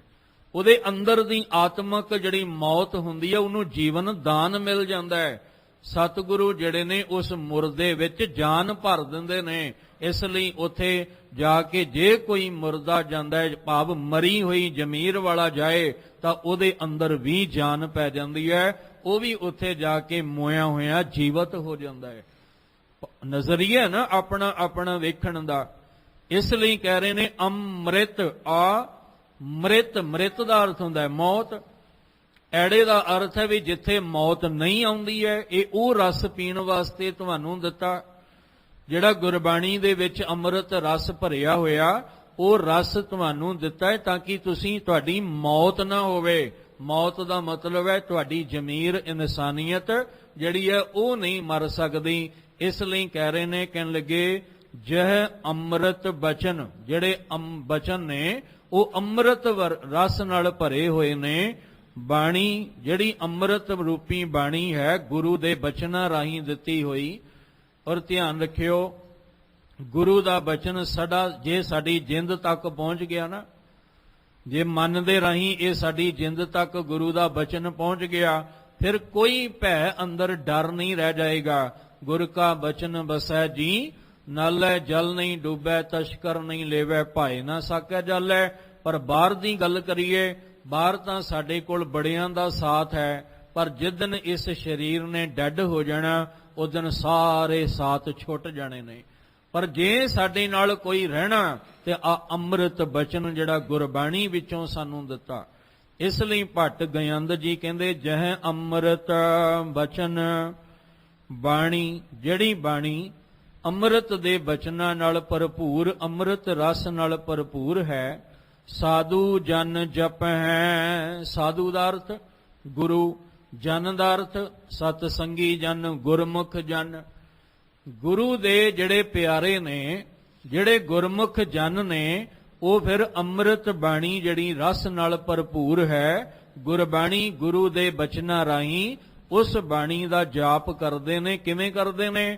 ਕਰ ਬਚਿਤ ਚਾਓ, ਚਿੱਤ ਦੇ ਵਿੱਚ ਚਾਉ ਬਣਾ ਕੇ। ਜਿੰਨਾ ਚਿਰ ਚਾਉ ਨਹੀਂ ਹੋਏਗਾ ਉਨਾ ਚਿਰ ਗੱਲ ਨਹੀਂ ਬਣਨੀ। ਕੋਈ ਵੀ ਆਪਾਂ ਕੰਮ ਕਰਦੇ ਹਾਂ ਉਹਦੇ ਵਿੱਚ ਚਾਹਤ ਹੋਣੀ ਬੜੀ ਜ਼ਰੂਰੀ ਹੈ, ਤੇ ਜੇ ਚਾਹਤ ਨਹੀਂ ਹੋਏਗੀ ਫਿਰ ਜਿੰਨਾ ਮਰਜ਼ੀ ਤੁਸੀਂ ਜ਼ੋਰ ਜ਼ਬਰਦਸਤੀ ਧੱਕਾ ਕਰੀ ਜਾਓ, ਉਹ ਗੱਲ ਨਹੀਂ ਬਣਦੀ। ਜਿਹੜਾ ਜੋ ਧੱਕੇ ਨਾਲ ਕੰਮ ਕਰਵਾਇਆ ਜਾਏ, ਇੱਕ ਹੁੰਦਾ ਬੜੇ ਚਾਉ ਨਾਲ ਕਰਮ ਕਰਨਾ, ਭਾਵਨਾ ਦੇ ਨਾਲ ਕਰਮ ਕਰਨਾ। ਅੱਜ ਸਾਡੇ ਸੰਸਾਰ ਦੇ ਵਿੱਚ ਉਹਨਾਂ ਨੂੰ ਮੁਬਾਰਕ ਹੈ, ਮਾਂ-ਬਾਪ ਨੂੰ, ਜਿਨ੍ਹਾਂ ਨੇ ਬਚਪਨ ਤੋਂ ਹੀ ਗੁਰਬਾਣੀ ਦੀ ਗੁੜਤੀਆਂ ਦੇ ਕੇ ਉਹਨਾਂ ਨੂੰ ਸੇਵਾ ਸਿਮਰਨ ਨਾਲ ਜੋੜਿਆ। ਉਹਨਾਂ ਅੰਦਰ ਚਾਉ ਐਸਾ ਬਣ ਚੁੱਕਾ ਹੈ, ਉਹ ਸੇਵਾ ਸਿਮਰਨ ਤੋਂ ਬਿਨਾਂ ਸਾਡੇ ਬੱਚੇ ਰਹਿੰਦੇ ਹੀ ਨਹੀਂ। ਪਰ ਬਹੁਤਾਤ ਵਿੱਚ ਐਸੇ ਬੱਚੇ ਨੇ ਜਿਨ੍ਹਾਂ ਦੇ ਅੰਦਰ ਸਿਰਫ ਬਾਹਰ ਦਾ ਨੱਚਣਾ ਟੱਪਣਾ ਹੀ ਅੰਦਰ ਦਾ ਚਾਉ ਬਣ ਗਿਆ ਕਿ ਬਸ ਅੱਜ ਦਾ ਫੈਸ਼ਨ ਜਿਹੜਾ ਹੈ ਉਹ ਤਨ ਤੇ ਬਣਾ ਲਓ ਤੇ ਬਸ ਨੱਚਣਾ ਟੱਪਣਾ, ਦੁਨੀਆ ਦੇ ਗੀਤ ਗਾ ਲਓ, ਹੱਥਾਂ 'ਚ ਹਥਿਆਰ ਪਕੜ ਕੇ ਲਲਕਾਰਾਂ ਮਾਰ ਲਓ। ਬਸ ਇਹੀ ਚਾਉ ਰਹਿ ਗਿਆ ਸਾਡੀ ਨੌਜਵਾਨ ਪੀੜ੍ਹੀਆਂ ਵਿੱਚ। ਜਨ ਤਰ੍ਹਾਂ ਤਰ੍ਹਾਂ ਦੇ ਨਸ਼ੇ ਕਰ ਲਓ। ਅੱਜ ਜਿੰਨੇ ਵੀ ਗੁਰਮਤ ਵਿਦਿਆਲੇ ਜਿਹੜੇ ਨੇ ਉਹ ਖੁੱਲ੍ਹਦੇ ਨੇ ਗੁਰਮਤ ਦੀ ਵਿਦਿਆ ਦੇਣ ਵਾਸਤੇ, ਪਰ ਅਸੀਂ ਦੇਖਦੇ ਹਾਂ ਕਿੰਨਾ ਕੁ ਸਾਡੀ ਪੀੜ੍ਹੀ ਵਿੱਚ ਚਾਉ ਹੈ ਕਿ ਚਲੋ ਚੱਲ ਕੇ ਆਪਾਂ ਵਿਦਿਆਲੇ ਵਿੱਚ ਗੁਰੂ ਸਾਹਿਬ ਦੀ ਜੇ ਬਾਣੀ ਦੀ ਵਿਦਿਆ, ਜੋ ਇਤਿਹਾਸ ਹੈ, ਉਹਨੂੰ ਆਪਾਂ ਜਾਣਨ ਦਾ ਯਤਨ ਕਰੀਏ, ਕਿਉਂਕਿ ਸਾਡੇ ਅੰਦਰ ਚਾਉ ਵਿਕਾਰਾਂ ਦਾ ਪੈਦਾ ਹੋ ਚੁੱਕਾ ਹੈ। ਪਰ ਸਾਹਿਬ ਕਹਿੰਦੇ ਜੇ ਤੂੰ ਅੰਦਰ ਪ੍ਰੇਮ ਦੀ ਖੇਡ ਖੇਡਣ ਦਾ ਚਾਉ ਬਣਾਉਣਾ ਹੈ ਤਾਂ ਉਹਦੇ ਵਾਸਤੇ ਤੈਨੂੰ ਨਾਮ ਦੇ ਅਭਿਆਸੀ ਹੋਣ ਦਾ ਵੀ ਚਾਉ ਅੰਦਰ ਬਣਨਾ ਜ਼ਰੂਰੀ ਹੈ। ਜਾਓ ਤਾਂ ਪ੍ਰੇਮ ਖਿਲਨ ਕਾ ਚਾਉ, ਸਿਰ ਧਰ ਤਲੀ ਗਲੀ ਮੇਰੀ ਆਓ, ਇਤ ਮਾਰਗ ਪੈਰ ਧਰੀ ਜੈ, ਸਿਰ ਦੀਜੈ ਕੌਣ ਨਾ ਕੀਜੈ। ਇਹ ਕਦੋਂ ਹੋਏਗਾ? ਜਦੋਂ ਪਹਿਲਾ ਚਾਉ ਅੰਦਰ ਪੈਦਾ ਹੋਏਗਾ। ਵਿਸਰ ਨਹੀਂ ਦਾਤਾਰ, ਆਪਣਾ ਨਾਮ ਦੇਹੋ, ਗੁਣ ਗਾਵਾਂ ਦਿਨ ਰਾਤ, ਨਾਨਕ ਚਾਉ ਇਹੋ। ਆ ਚਾਉ ਪੈਦਾ ਹੋਏਗਾ ਤਾਂ ਅਸੀਂ ਪ੍ਰੇਮ ਦੇ ਮਾਰਗ ਤੇ ਚੱਲ ਕੇ ਆਪਣੇ ਮਾਲਕ ਦੇ ਘਰ ਤੱਕ ਪਹੁੰਚ ਕੇ ਆਪਣੇ ਜੀਵਨ ਨੂੰ ਸਫਲਾ ਕਰ ਸਕਦੇ ਹਾਂ। ਨਹੀਂ ਤਾਂ ਇਹ ਪ੍ਰੇਮ ਦੀ ਖੇਡ ਖੇਡਣੀ ਔਖੀ ਹੋ ਜਾਏਗੀ। ਇਸ ਲਈ ਕਹਿ ਰਹੇ ਨੇ ਕਿ ਜਿਹੜਾ ਅੰਮ੍ਰਿਤ ਰਸ ਨਾਲ ਭਰਪੂਰ ਬਾਣੀ ਗੁਰੂ ਦੇ ਬਚਨਾਂ ਰਾਹੀਂ ਹੈ, ਉਹ ਸਾਧੂ ਜਨ ਜਪੈ। ਉਹ ਗੁਰੂ ਦੇ ਗੁਰਮੁਖ ਜਨ ਜਿਹੜੇ ਹੁੰਦੇ ਨੇ ਉਸ ਬਾਣੀ ਨੂੰ ਜਪਦੇ ਨੇ ਔਰ ਚਿੱਤ ਦੇ ਵਿੱਚ ਚਾਉ ਪੈਦਾ ਕਰਕੇ, ਚਿੱਤ ਵਿੱਚ ਭਾਵਨਾ, ਚਿੱਤ ਵਿੱਚ ਗੁਰੂ ਪ੍ਰਤੀ ਪਿਆਰ ਪੈਦਾ ਕਰਕੇ ਉਹ ਬੜੇ ਪਿਆਰ ਨਾਲ ਅੰਮ੍ਰਿਤ ਬਾਣੀ ਦਾ ਜਾਪ ਕਰਦੇ ਹਨ। ਆਨੰਦ ਨਿਤ ਮੰਗਲ ਗੁਰ ਦਰਸ਼ਨ ਸਫਲ ਸੰਸਾਰ। ਗੁਰੂ ਦਾ ਦਰਸ਼ਨ ਸਫਲ ਹੈ ਇਸ ਸੰਸਾਰ ਦੇ ਵਿੱਚ। ਸੰਸਾਰ ਦੇ ਰਾਰੇ ਨੂੰ ਸਿਹਾਰੀ ਲੱਗੀ ਹੈ ਸੰਸਾਰ ਵਿੱਚ। ਇਸ ਸੰਸਾਰ ਦੇ ਅੰਦਰ ਜੇ ਕੋਈ ਦਰਸ਼ਨ ਸਫਲ ਹੈ ਤਾਂ ਉਹ ਪੂਰੇ ਗੁਰੂ ਦਾ ਦਰਸ਼ਨ ਹੈ, ਜਿਹਦੇ ਦਰਸ਼ਨ ਕਰਕੇ ਅਸੀਂ ਬਲਿਹਾਰੇ ਵੀ ਜਾ ਸਕਦੇ ਹਾਂ ਔਰ ਆਪਣੇ ਜੀਵਨ ਦੇ ਕੀਤੇ ਕਰਮ ਨੂੰ ਸਫਲ ਵੀ ਕਰ ਸਕਦੇ ਹਾਂ। ਦਰਸ਼ਨ ਦੇਖ ਜੀਵਾਂ ਗੁਰ ਤੇਰਾ, ਪੂਰਨ ਕਰਮ ਹੋਏ ਪ੍ਰਭ ਮੇਰਾ। ਗੁਰੂ ਜੀ ਕੇ ਦਰਸ਼ਨ ਕੋ ਬਲ ਜਾऊं, ਕਿਉਂਕਿ ਪੂਰੇ ਗੁਰੂ ਦਾ ਦਰਸ਼ਨ ਜਿਹੜਾ ਉਹ ਸਫਲ ਹੈ। ਤੇ ਪੂਰਾ ਗੁਰੂ ਕੌਣ ਹੈ? ਬਾਣੀ ਗੁਰੂ, ਗੁਰੂ ਹੈ ਬਾਣੀ। ਬਾਣੀ ਰੂਪ ਵਿੱਚ ਜੋ ਸਾਨੂੰ ਗੁਰੂ ਦੀ ਬਖਸ਼ਿਸ਼ ਗੁਰੂ ਗ੍ਰੰਥ ਸਾਹਿਬ ਦੇ ਰੂਪ ਵਿੱਚ ਮਿਲੀ ਹੈ, ਇਹ ਸਫਲ ਦਰਸ਼ਨ ਹੈ। ਸਫਲ ਦਰਸ਼ਨ ਕਦੋਂ? ਜਦੋਂ ਅਸੀਂ ਗੁਰਬਾਣੀ ਨੂੰ ਧਿਆਨ ਲਾ ਕੇ ਸੁਣਾਂਗੇ, ਜਦੋਂ ਗੁਰਬਾਣੀ ਨੂੰ ਧਿਆਨ ਲਾ ਕੇ ਜਪਾਂਗੇ, ਇਹ ਸਾਡੇ ਲਈ ਦਰਸ਼ਨ ਸਫਲ ਹੋ ਜਾਏਗਾ। ਇਸ ਲਈ ਭੱਟ ਜੀ ਕਹਿੰਦੇ ਆ ਵੀ ਗੁਰ ਦਰਸ਼ਨ ਸਫਲ ਸੰਸਾਰ। ਇਸ ਸੰਸਾਰ ਵਿੱਚ ਸਾਨੂੰ ਦਰਸ਼ਨ ਬੜਿਆਂ ਦੇ ਕਰਵਾਏ ਜਾਂਦੇ ਨੇ, ਪਰ ਜਿਨ੍ਹਾਂ ਦੇ ਕਰਵਾਏ ਜਾਂਦੇ ਨੇ ਮਾਫ ਕਰਨਾ ਅਧੂਰੇ ਨੇ। ਜੇ ਪੂਰਾ ਸਫਲ ਦਰਸ਼ਨ ਕਰਨਾ ਹੈ ਤੇ ਉਹ ਹੈ ਪੂਰੀ ਬਾਣੀ, ਸੱਚੀ ਬਾਣੀ, ਉਹ ਹੈ ਗੁਰੂ ਦੀ ਬਾਣੀ ਵਿੱਚੋਂ ਦਰਸ਼ਨ ਹੋਣਾ। ਇਸ ਲਈ ਇਸ ਸੰਸਾਰ ਵਿੱਚ ਗੁਰੂ ਦਾ ਦਰਸ਼ਨ ਸਫਲ ਹੈ। ਆਨੰਦ ਨਿਤ ਮੰਗਲ। ਹੁਣ ਧਿਆਨ ਲਾ ਕੇ ਸਮਝਿਓ।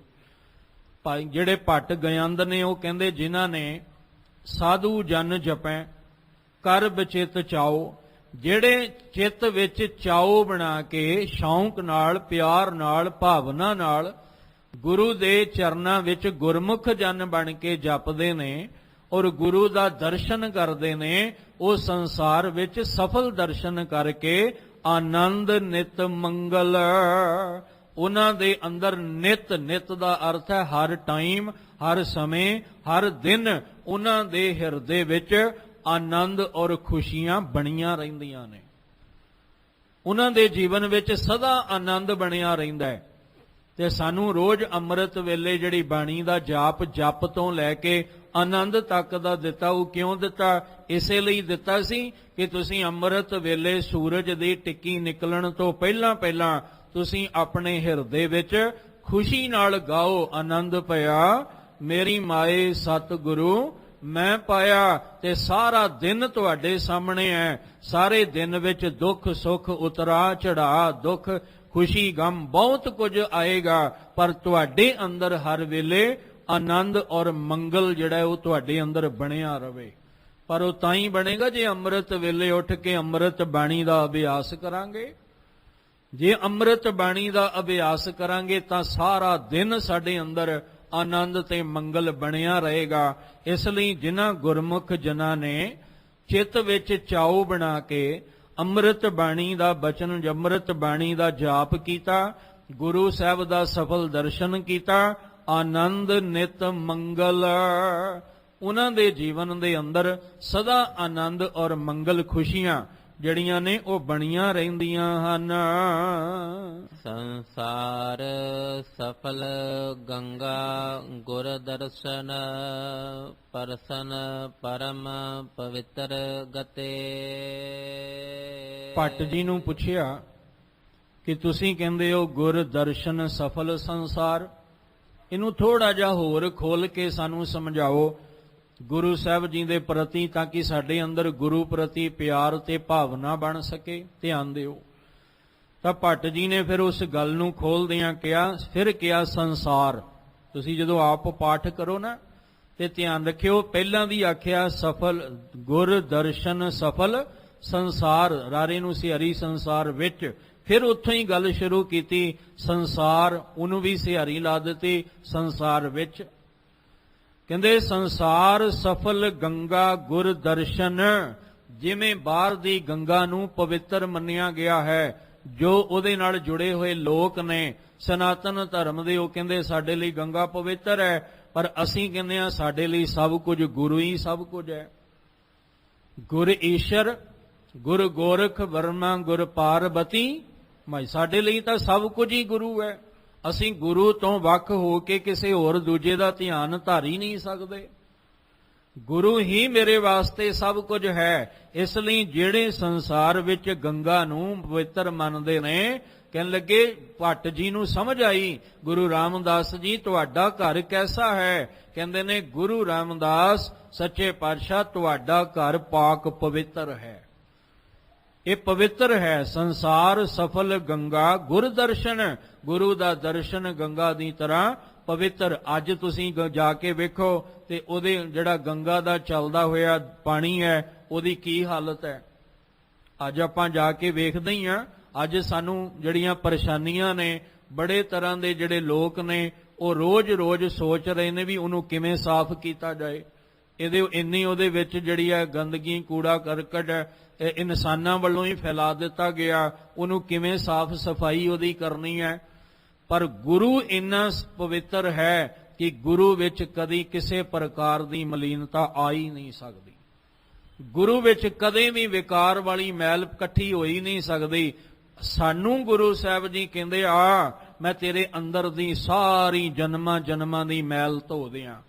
ਤੇਰੇ ਅੰਦਰ ਦਾ ਜੋ ਕੂੜ ਕਬਾੜ ਇਕੱਠਾ ਹੋਇਆ ਆ ਸਾਰਾ ਤੇਰੇ ਅੰਦਰੋਂ ਕੱਢ ਦਿਆਂ, ਕਿਉਂਕਿ ਉਹ ਆਪ ਮੁਕਤ ਹੈ ਤੇ ਜਿਹੜਾ ਮੁਕਤ ਹੋਏਗਾ ਉਹੀ ਦੂਜੇ ਨੂੰ ਮੁਕਤ ਕਰ ਸਕਦਾ ਹੈ। ਐਸੇ ਗੁਰ ਕੋ ਬਲ ਬਲ ਜਾਈਏ ਆਪ ਮੁਕਤ ਮੋਹੇ ਤਾਰੇ। ਤੇ ਜਿਹੜਾ ਆਪ ਨਹੀਂ ਮੁਕਤ ਹੋਇਆ ਉਹ ਦੂਜੇ ਨੂੰ ਕਿਸ ਤਰ੍ਹਾਂ ਤਾਰ ਦੇਗਾ। ਤਾਂ ਹੀ ਤੇ ਆਖੇ ਸੀ ਕਬੀਰ ਸਾਹਿਬ ਨੇ ਕਿ ਕਬੀਰ ਮਾਏ ਮੁੰਡੋ ਤੈ ਗੁਰੂ ਕੀ ਜਾਂ ਤੇ ਭਰਮ ਨਾ ਜਾਏ, ਆਪ ਡੁੱਬੇ ਚੌ ਬੇਦ ਮੈਂ ਚੇਲੇ ਦੀਏ। ਜਿਹੜਾ ਆਪ ਹੀ ਡੁੱਬ ਗਿਆ ਉਹ ਚੇਲਿਆਂ ਨੂੰ ਕਿੱਥੋਂ ਪਾਰ ਲੰਘਾਏਗਾ। ਜੇ ਮਲਾਹ ਆਪ ਹੀ ਡੁੱਬ ਜਾਏ ਤੇ ਉਹ ਜਿਹੜੀਆਂ ਬੇੜੀ ਵਿੱਚ ਬੈਠੀਆਂ ਸਵਾਰੀਆਂ ਉਹ ਕਿਵੇਂ ਪਾਰ ਲੰਘਣਗੀਆਂ। ਮਲਾਹ ਨੇ ਪਾਰ ਲੰਘਾਉਣਾ ਸੀ, ਮਲਾਹ ਤੇ ਆਪ ਡਰ ਗਿਆ। ਇਸ ਲਈ ਕਹਿ ਰਹੇ ਨੇ ਕਿ ਗੁਰੂ ਦਾ ਜਿਹੜਾ ਦਰਸ਼ਨ ਹੈ ਉਹ ਸਫਲ ਹੈ। ਪਰਸਨ ਜਿਹੜੇ ਗੁਰੂ ਦੇ ਚਰਨਾਂ ਨੂੰ ਪਰਸਦੇ ਨੇ, ਜਿਹੜੇ ਆ ਕੇ ਗੁਰੂ ਦਾ ਸਫਲ ਦਰਸ਼ਨ ਕਰਦੇ ਨੇ, ਪਰਮ ਪਵਿੱਤਰ ਗਤੇ, ਉਹਨਾਂ ਦੀ ਪਰਮ ਗਤੀ ਹੁੰਦੀ ਹੈ। ਉਹਨਾਂ ਦੀ ਆਤਮਿਕ ਅਵਸਥਾ ਉੱਚੀ ਹੋ ਜਾਂਦੀ ਹੈ। ਉਹ 3 ਗੁਣਾ ਤੋਂ ਉੱਪਰ ਹੋ ਜਾਂਦੇ ਨੇ। ਉਹਨਾਂ ਦੀ ਗਤੀ, ਉਹਨਾਂ ਦਾ ਭਲਾ, ਉਹਨਾਂ ਦੀ ਰੂਹ ਦਾ, ਜਿੰਦ ਦਾ ਕਲਿਆਣ ਹੋ ਜਾਂਦਾ ਹੈ। ਜੀਤੇ ਜਮ ਲੋਕ ਪਤਿਤ ਜੇ ਪ੍ਰਾਣੀ, ਹਰ ਜਨ ਸ਼ਿਵ ਗੁਰ ਗਿਆਨ ਰਤੇ। ਫਿਰ ਭੱਟ ਗਯੰਦ ਜੀ ਨੂੰ ਕਿਹਾ ਵੀ ਸਾਨੂੰ ਹਜੇ ਪੂਰੀ ਗੱਲ ਸਮਝ ਨਹੀਂ ਆਈ, ਥੋੜਾ ਹੋਰ ਸਮਝਾਓ। ਤੇ ਭੱਟ ਜੀ ਨੇ ਫਿਰ ਉਸ ਗੱਲ ਨੂੰ ਥੋੜਾ ਹੋਰ ਖੋਲਿਆ। ਹੋਰ ਖੋਲ ਕੇ ਸਮਝਾਉਂਦੇ ਨੇ, ਕਹਿੰਦੇ ਜਿਤ ਹੈ ਜਮ ਲੋਕ, ਜਿਹੜੇ ਜਮਾਂ ਦੇ ਵਸ ਪੈਣ ਵਾਲੇ ਲੋਕ ਸਨ। ਜਮਾਂ ਦਾ ਅਰਥ ਹੁੰਦਾ ਜੰਮਣ ਮਰਨ ਦੇ। ਵਸ ਵਿੱਚ ਪੈਣ ਵਾਲੇ ਲੋਕ ਸੀ। ਮੈਂ ਦੇਖਿਆ ਉਹ ਆਪਣੀ ਜ਼ਿੰਦਗੀ ਦੀ ਬਾਜੀ ਜਿੱਤ ਕੇ ਗਏ ਨੇ। ਜਿਹੜੇ ਜ਼ਿੰਦਗੀ ਦੀ ਬਾਜੀ ਹਾਰਨ ਵਾਲੇ ਲੋਕ ਸੀ ਉਹ ਮੈਂ ਵੇਖੇ ਨੇ। ਗੁਰਮੁਖ ਜਨਮ ਸਵਾਰ, ਦਰਗਹ ਚੱਲਿਆ ਸੱਚੀ ਦਰਗਹ ਜਾਏ, ਸੱਚਾ ਪਿੜ ਮਲਿਆ। ਕੌਣ ਸੀ ਉਹ? ਕਹਿੰਦੇ ਜਿਹੜੇ ਪ੍ਰਾਣੀ ਪਤਤ ਹੋ ਚੁੱਕੇ ਸਨ। ਪਤਤ ਦਾ ਅਰਥ ਹੁੰਦਾ ਜਿਹਦਾ ਆਚਰਣ ਗਿਰ ਗਿਆ, ਜਿਹਦੀ ਸੋਚ ਗਿਰ ਗਈ, ਜਿਹਨੇ ਨਖਿੱਧ ਮਾੜੇ ਕਰਮ ਸੰਸਾਰ ਵਿੱਚ ਕੀਤੇ ਨੇ। ਉਹ ਪਤਤ ਹੋਏ ਹੋਏ ਪ੍ਰਾਣੀ ਵੀ ਮੈਂ ਪਾਵਨ ਹੁੰਦੇ ਵੇਖੇ ਨੇ। ਉਹ ਪਤਤ ਹੋਏ ਹੋਏ ਵੀ ਪੁਨੀਤ ਹੁੰਦੇ ਵੇਖੇ ਨੇ। ਕਹਿੰਦੇ ਜਿਤ ਹੈ ਜਮ ਲੋਕ, ਕਿਹੜੇ ਲੋਕ? ਪਤਤ ਜੇ ਪ੍ਰਾਣੀ, ਜਿਹੜੇ ਪ੍ਰਾਣੀ ਪਤਤ ਹੋ ਕੇ ਜਮ ਲੋਕ, ਜਮ ਦੇ ਵਸ, ਜੰਮਣ ਮਰਨ ਦੇ ਵਸ ਪਏ ਸੀ। ਜਿੱਤ ਹੈ ਉਹ ਆਪਣੀ ਜ਼ਿੰਦਗੀ ਦੀ ਬਾਜੀ ਜਿੱਤਦੇ ਹੋਏ ਵੇਖੇ ਨੇ। ਕਿਸ ਤਰ੍ਹਾਂ ਵੇਖੇ ਨੇ? ਹਰ ਜਨ ਸ਼ਿਵ ਗੁਰ ਗਿਆਨ ਰਤੇ। ਉਹ ਕਿਹੜੇ ਸੀ ਜਿਹੜੇ ਜ਼ਿੰਦਗੀ ਦੀ ਬਾਜੀ ਜਿੱਤ ਕੇ ਗਏ? ਕਹਿੰਦੇ ਉਹ ਜਿਹੜੇ ਹਰੀ ਦੇ ਜਨ ਬਣ ਗਏ, ਜਿਨ੍ਹਾਂ ਨੂੰ ਗੁਰੂ ਨੇ ਸ਼ਿਵ ਦਾ ਗਿਆਨ ਦੇ ਕੇ ਉਹਨਾਂ ਨੂੰ ਉਹਦੇ ਰੰਗ ਵਿੱਚ ਰੱਤ ਦਿੱਤਾ। ਗੁਰਬਾਣੀ ਵਿੱਚ ਕੀ ਹੈ? ਲੋਕ ਜਾਣੇ ਇਹ ਗੀਤ ਹੈ ਇਹ ਤੋਂ ਬ੍ਰਹਮ ਵਿਚਾਰ। ਇਹ ਬ੍ਰਹਮ ਦੀ ਵਿਚਾਰ ਹੈ। ਇਹਨੂੰ ਲੋਕ ਗੀਤਾਂ ਨਾਲ ਰਲਾਉਣ ਦਾ ਯਤਨ ਨਾ ਕਰੀਏ। ਇਹਨੂੰ ਲੋਕ ਗੀਤ ਜਿਹੜੇ ਨੇ ਉਹਨਾਂ ਦੇ ਤਰਜ, ਉਹਨਾਂ ਦੀ ਟਿਊਨ ਉਤੇ ਗਾਉਣ ਦਾ ਯਤਨ ਕਰਕੇ ਬ੍ਰਹਮ ਗਿਆਨ ਤੋਂ ਦੂਰ ਕਰਨ ਦਾ ਯਤਨ ਨਾ ਕਰੀਏ। ਬ੍ਰਹਮ ਗਿਆਨ ਅਸੀਂ ਲੈਣ ਲਈ ਗੁਰੂ ਗ੍ਰੰਥ ਸਾਹਿਬ ਜੀ ਕੋਲ ਆਏ ਆ ਤੇ ਗੁਰੂ ਨੇ ਸ਼ਿਵ ਦਾ ਗਿਆਨ ਦਿੱਤਾ। ਸ਼ਿਵ ਹੁੰਦਾ ਸ਼ਕਤੀ, ਪਾਵਰ ਵਾਲਾ, ਸਰਬ ਕਲਾ ਸਮਰੱਥ ਵਾਲਾ। ਜਿਹੜੇ ਚੌਪਈ ਸਾਹਿਬ ਦਾ ਪਾਠ ਕਰਦੇ ਆ ਉਹਨਾਂ ਨੂੰ ਪਤਾ ਹੈ ਮਹਾਦੇਵ ਕੋ ਕਹਿਤ ਸਦਾ ਸ਼ਿਵ ਨਿਰੰਕਾਰ ਕਾ ਚੀਨਤ ਨਹੀਂ ਭੇਵ। ਉਹ ਨਿਰੰਕਾਰ ਦਾ ਭੇਦ ਜਾਣਦਾ ਹੀ ਨਹੀਂ, ਕਿਉਂਕਿ ਸ਼ਿਵ ਪਰਮੇਸ਼ਵਰ ਦਾ ਨਾਮ ਹੈ, ਜਿਹਨਾਂ ਪਾਵਰਫੁੱਲ ਜਿਹਨੂੰ ਕਿਹਾ ਜਾ ਸਕਦਾ ਹੈ। ਕਹਿਣ ਲੱਗੇ ਉਹ ਜਿਹੜਾ ਸ਼ਿਵ ਪਾਵਰ ਪਰਮੇਸ਼ਵਰ ਹਰ ਪਰਮੇਸ਼ਵਰ ਪਰਮਾਤਮਾ ਹੈ, ਗੁਰੂ ਨੇ ਗਿਆਨ ਦੇ ਕੇ ਉਹਦੇ ਨਾਮ ਦੇ ਰੰਗ ਵਿੱਚ ਰਤਿਆ, ਤੇ ਜਿਹੜੇ ਉਹਦੇ ਨਾਮ ਦੇ ਰੰਗ ਵਿੱਚ ਰਤੇ ਗਏ ਉਹ ਜਿਹੜੇ ਪਤਿਤ ਹੋਏ ਸੀ ਪਵਿੱਤਰ ਪਵਿੱਤਰ ਪਵਿੱਤਰ ਪੁਨੀਤ ਹੋ ਗਏ, ਤੇ ਉਹ ਪੁਨੀਤ ਹੋ ਕੇ ਇਸ ਸੰਸਾਰ ਵਿੱਚੋਂ ਜ਼ਿੰਦਗੀ ਦੀ ਬਾਜੀ ਜਿੱਤ ਕੇ ਗਏ, ਜਿਨ੍ਹਾਂ ਨੂੰ ਗੁਰੂ ਨੇ ਸਫਲ ਦਰਸ਼ਨ ਦੇ ਕੇ ਪੂਰਾ ਗਿਆਨ ਦੇ ਕੇ ਨਿਰੰਕਾਰ ਦੇ ਰੰਗ ਵਿੱਚ ਰਤ ਦਿੱਤਾ। ਰਘੁਬੰਸ ਤਿਲਕ ਸੁੰਦਰ ਦਸਰਤ ਘਰ ਮਨ ਬੰਸਹਿ ਜਾਕੀ ਸ਼ਰਣੰ। ਭੱਟ ਜੀ ਕਹਿੰਦੇ ਮੈਂ ਸੁਣਿਆ ਹੈ ਕਿ ਰਘੁਬੰਸ ਰਘੂ ਦੀ ਬੰਸ ਵਿੱਚ ਤਿਲਕ ਸੁੰਦਰ, ਜਿਨ੍ਹਾਂ ਦੇ ਮਸਤਕ ਤੇ ਸੁੰਦਰ ਤਿਲਕ ਲਾਇਆ ਗਿਆ, ਜਿਹੜਾ ਰਾਜ ਭਾਗ ਦੇਣ ਵਾਸਤੇ, ਕਿਉਂਕਿ ਇੱਕ ਰਾਮ ਜਿਹੜਾ ਰਮਿਆ ਹੋਇਆ ਪਰਮੇਸ਼ਵਰ ਹੈ, ਇੱਕ ਜਿਹਨੂੰ ਅਸੀਂ ਰਾਜਾ ਰਾਮ ਕਹਿੰਦੇ ਹਾਂ। ਕਹਿੰਦੇ ਰਘੂ ਦੀ ਵੰਸ਼ ਵਿੱਚ ਜਿਨ੍ਹਾਂ ਨੂੰ ਰਾਜਾ ਬਣਾਉਣ ਵਾਸਤੇ ਤਿਲਕ ਉਹਨਾਂ ਦੇ ਮਸਤਕ ਤੇ ਲਾਇਆ ਗਿਆ, ਜਿਹੜੇ ਦਸ਼ਰਥ ਘਰ, ਜਿਹੜੇ ਦਸ਼ਰਥ ਦੇ ਘਰ ਵਿੱਚ ਪੈਦਾ ਹੋਏ, ਮੁਨ ਬੰਛੈ ਜਾਂ ਕੀ ਸ਼ਰਨ, ਉਹਨਾਂ ਦੇ ਸਮੇਂ ਵਿੱਚ ਜਿਹੜੇ ਰਿਸ਼ੀ ਮੁਨੀ ਉਹਨਾਂ ਦੀ ਸ਼ਰਨ ਵਿੱਚ ਆਉਣਾ ਲੋਚਦੇ ਸਨ। ਸਤਿਗੁਰ ਗੁਰ ਸੇਵ ਅਲਖ ਗਤ ਜਾਂ ਕੀ ਸ਼੍ਰੀ ਰਾਮਦਾਸ ਤਾਰਨ ਤਰਣੰ। ਭੱਟ ਜੀ ਕਹਿੰਦੇ ਆ ਧੰਨ ਗੁਰੂ ਰਾਮਦਾਸ ਜੀ, ਅੱਜ ਮੈਂ ਤੁਹਾਡੀ ਸ਼ਰਨ, ਤੁਹਾਡਾ ਘਰ, ਤੁਹਾਡਾ ਦਰ ਵੇਖ ਰਿਹਾ। ਤੁਹਾਡਾ ਘਰ ਅੱਜ ਐਸਾ ਹੈ ਜਿਹਦੀ ਪਹਿਲੀ ਗੱਲ ਤੇ ਗਤ ਨੂੰ ਬਿਆਨ ਨਹੀਂ ਕੀਤਾ ਜਾ ਸਕਦਾ, ਅਲਖ ਜਿਹਨੂੰ ਲਖਿਆ ਹੀ ਨਹੀਂ ਜਾ ਸਕਦਾ। ਸਤਿਗੁਰ ਗੁਰ ਸੇਵ ਅਲਖ ਗਤ ਜਾਂ ਕੀ। ਸਤਿਗੁਰੂ ਜਿਹੜਾ ਗੁਰੂ ਹੈ, ਉਸਤਤ ਗੁਰੂ ਰਾਮਦਾਸ ਜੀ ਦੀ ਹੋ ਰਹੀ ਹੈ, ਇਸ ਲਈ ਗੁਰੂ ਧੰਨ ਗੁਰੂ ਰਾਮਦਾਸ ਜੀ ਤੁਸੀਂ ਸਤਿਗੁਰ ਦਾ ਰੂਪ ਹੋ, ਔਰ ਜਿਸ ਗੱਦੀ ਤੇ ਤੁਸੀਂ ਬੈਠੇ ਹੋ ਬਾਬੇ ਨਾਨਕ ਦੀ, ਕਹਿੰਦੇ ਉਹ ਅਲਖ ਹੈ, ਉਹਦੀ ਗਤੀ ਉਹਦੀ ਅਵਸਥਾ ਨੂੰ ਬਿਆਨ ਨਹੀਂ ਕੀਤਾ ਜਾ ਸਕਦਾ। ਇਸ ਲਈ ਸ਼੍ਰੀ ਰਾਮਦਾਸ ਤਾਰਨ ਤਰਨੰ, ਇੱਕੋ ਹੀ ਗੱਲ ਭੱਟ ਗਿਆਨੰਦ ਜੀ ਕਹਿੰਦੇ ਮੈਨੂੰ ਸਮਝ ਆਈ ਕਿ ਧੰਨ ਗੁਰੂ ਰਾਮਦਾਸ ਜੀ ਤੁਸੀਂ ਉਹ ਜਹਾਜ਼ ਹੋ ਜਿਹਦੇ ਵਿੱਚ ਤੁਸੀਂ ਬਿਠਾ ਕੇ ਗੁਰਮੁਖ ਜਨਾਂ ਨੂੰ ਪਰਮੇਸ਼ਵਰ ਦੇ ਨਾਮ ਰੰਗ ਵਿੱਚ ਰੰਗ ਕੇ ਉਹਨਾਂ ਨੂੰ ਭਵਜਲ ਵਿੱਚੋਂ ਦੀ ਪਾਰ ਲੰਘਾਉਂਦੇ ਹੋ ਤੁਸੀਂ। ਇਸ ਲਈ ਸਤਿਗੁਰ ਗੁਰ ਸੇਵ ਅਲਖ ਗਤ ਜਾਂ ਕੀ ਸ਼੍ਰੀ ਰਾਮਦਾਸ ਤਾਰਨ ਤਰਨੰ, ਜਿਹੜੇ ਇਸ ਭਵਜਲ ਵਿੱਚੋਂ ਤਾਰਨ ਦੀ ਸਮਰੱਥਾ ਰੱਖਣ ਵਾਲੇ ਜਹਾਜ਼ ਰੂਪ ਨੇ, ਉਹ ਸਾਨੂੰ ਕਲਯੁਗੀ ਜੀਵਾਂ ਨੂੰ, ਵਿਕਾਰਾਂ ਨਾਲ ਭਰੇ ਜੀਵਾਂ ਨੂੰ, ਮਨ ਮਤੀਆਂ ਨੂੰ, ਮਨਮੁਖਾਂ ਨੂੰ ਗੁਰੂ ਦੀ ਮੱਤ ਦੇ ਕੇ ਗੁਰਬਾਣੀ ਸ਼ਬਦ ਨਾਲ ਜੋੜ ਕੇ ਤੇ ਇਸ ਭਵਜਲ ਵਿੱਚੋਂ ਪਾਰ ਲੰਘਾਉਂਦੇ ਨੇ। ਇਸ ਲਈ ਧੰਨ ਗੁਰੂ ਰਾਮਦਾਸ ਜੀ ਸਾਡੇ ਲਈ ਤਾਂ ਤੁਸੀਂ ਹੀ ਸਫਲ ਦਰਸ਼ਨ ਹੋ, ਤੁਹਾਡਾ ਹੀ ਜਿਹੜਾ ਦਰਸ਼ਨ ਸਾਡੇ ਲਈ ਸਫਲ ਹੈ। ਤੁਹਾਡੇ ਦਰ ਤੇ ਆਏ ਹਾਂ। ਭੱਟ ਗਿਆਨੰਦ ਜੀ ਕਹਿ ਰਹੇ ਨੇ ਕਿ ਸਾਡੇ ਤੇ ਇੱਕ ਮਿਹਰ ਕਰ ਦਿਓ, ਆ ਜਿਹੜਾ ਨਾਮ ਦਾ ਰੰਗ ਜਿਹਦੇ ਵਿੱਚ ਅਸੀਂ ਰੱਤੇ ਜਾਣਾ ਹੈ ਨਾ, ਉਹ ਨਾਮ ਦਾ ਰੰਗ ਕਿਤੇ ਸਾਨੂੰ ਵੀ ਅੰਦਰ ਲੱਗ ਜਾਏ। ਅਸੀਂ ਵੀ ਅੱਜ ਧੰਨ ਗੁਰੂ ਗ੍ਰੰਥ ਸਾਹਿਬ ਪਾਤਸ਼ਾਹ ਦੀ ਹਜ਼ੂਰੀ 'ਚ ਬੈਠੇ ਹਾਂ ਤੇ ਅਸੀਂ ਵੀ ਅਰਦਾਸ ਕਰੀਏ, ਗੁਰੂ ਗ੍ਰੰਥ ਸਾਹਿਬ ਪਾਤਸ਼ਾਹ ਤੁਹਾਡੇ ਦਰ ਤੇ ਆਏ ਹਾਂ, ਸਤਿਗੁਰ ਆਇਓ ਸ਼ਰਨ ਤੁਹਾਰੀ ਮਿਲੇ ਸੂਖ, ਨਾਮ ਹਰ ਸ਼ੋਭਾ ਚਿੰਤਾ ਲਾਏ ਹਮਾਰੀ। ਆ ਨਾਮ ਦਾ ਰੰਗ ਕਿਤੇ ਅੰਦਰ ਮਨ ਨੂੰ ਚੜ ਜਾਏ, ਮਨ ਕਿਤੇ ਨਾਮ ਦੇ ਰੰਗ ਵਿੱਚ ਰਤਿਆ ਜਾਏ। ਐਸੀ ਦਇਆ ਕਿਰਪਾ ਮਿਹਰ ਬਖਸ਼ੇ ਸਾਡੇ ਤੇ ਕਰ ਦਿਓ। ਆਪਣਾ ਨਾਮ ਦੇਹੋ, ਆਪਣਾ ਨਾਮ ਦੇਹੋ।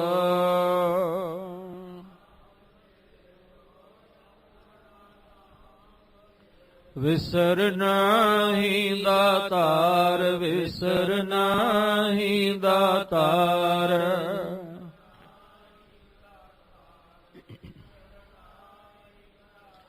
ਆਪਣਾ ਨਾਮ ਦੇਹੋ, ਆਪਣਾ ਨਾਮ ਦੇਹੋ।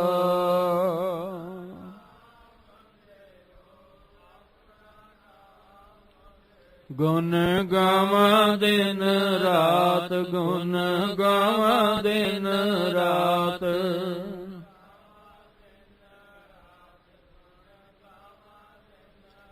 ਨਾਨਕ ਚਾਓ ਇਹ, ਨਾਨਕ ਚਾਓ ਇਹ।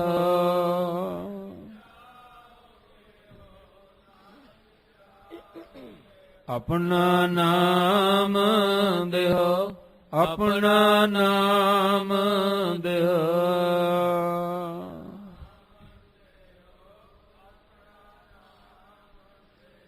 ਸਤਿਗੁਰੂ ਪਾਤਸ਼ਾਹ ਕਿਰਪਾ ਕਰਨ, ਤੁਹਾਨੂੰ ਸਭਨਾਂ ਨੂੰ ਚੜ੍ਹਦੀ ਕਲਾ ਵਾਲਾ ਜੀਵਨ ਬਖਸ਼ਣ, ਬਾਣੇ ਬਾਣੀ ਦੇ ਧਾਰਨੀ ਬਣਾਉਣ। ਅੱਜ ਦੀ ਵਿਚਾਰ ਕਰਦਿਆਂ ਹੋਈਆਂ ਬੇਅੰਤ ਭੁੱਲਾਂ ਦੀ ਖਿਮਾ ਸਤਿਗੁਰੂ ਜੀ ਬਖਸ਼ ਦੇਣ। ਅੱਗੇ ਤੋਂ ਮਿਹਰ ਦਾ ਹੱਥ ਰੱਖਣ। ਆਪ ਸਮੁੱਚੀ ਸੰਗਤ ਨੂੰ ਗੁਰਦੁਆਰਾ ਦੂਖ ਨਿਵਾਰਨ ਸਾਹਿਬ ਸਮੁੱਚੀ ਪ੍ਰਬੰਧਕ ਕਮੇਟੀ ਵੱਲੋਂ ਧੰਨ ਗੁਰੂ ਗ੍ਰੰਥ ਸਾਹਿਬ ਪਾਤਸ਼ਾਹ ਜੀ ਦੇ ਸੰਪੂਰਨਤਾ ਦਿਵਸ ਦੀਆਂ ਬਹੁਤ ਬਹੁਤ ਆਪ ਜੀ ਨੂੰ ਵਧਾਈਆਂ। ਆਪ ਵੀ ਜੁੜੋ, ਹੋਰਾਂ ਨੂੰ ਵੀ ਜੋੜੋ।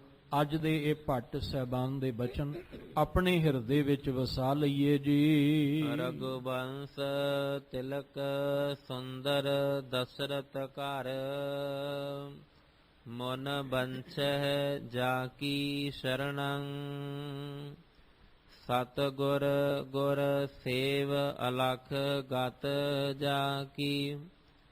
ਸ੍ਰੀ ਰਾਮਦਾਸ ਤਾਰਨ ਤਰਣੰ। ਵਾਹਿਗੁਰੂ ਜੀ ਕਾ ਖਾਲਸਾ, ਵਾਹਿਗੁਰੂ।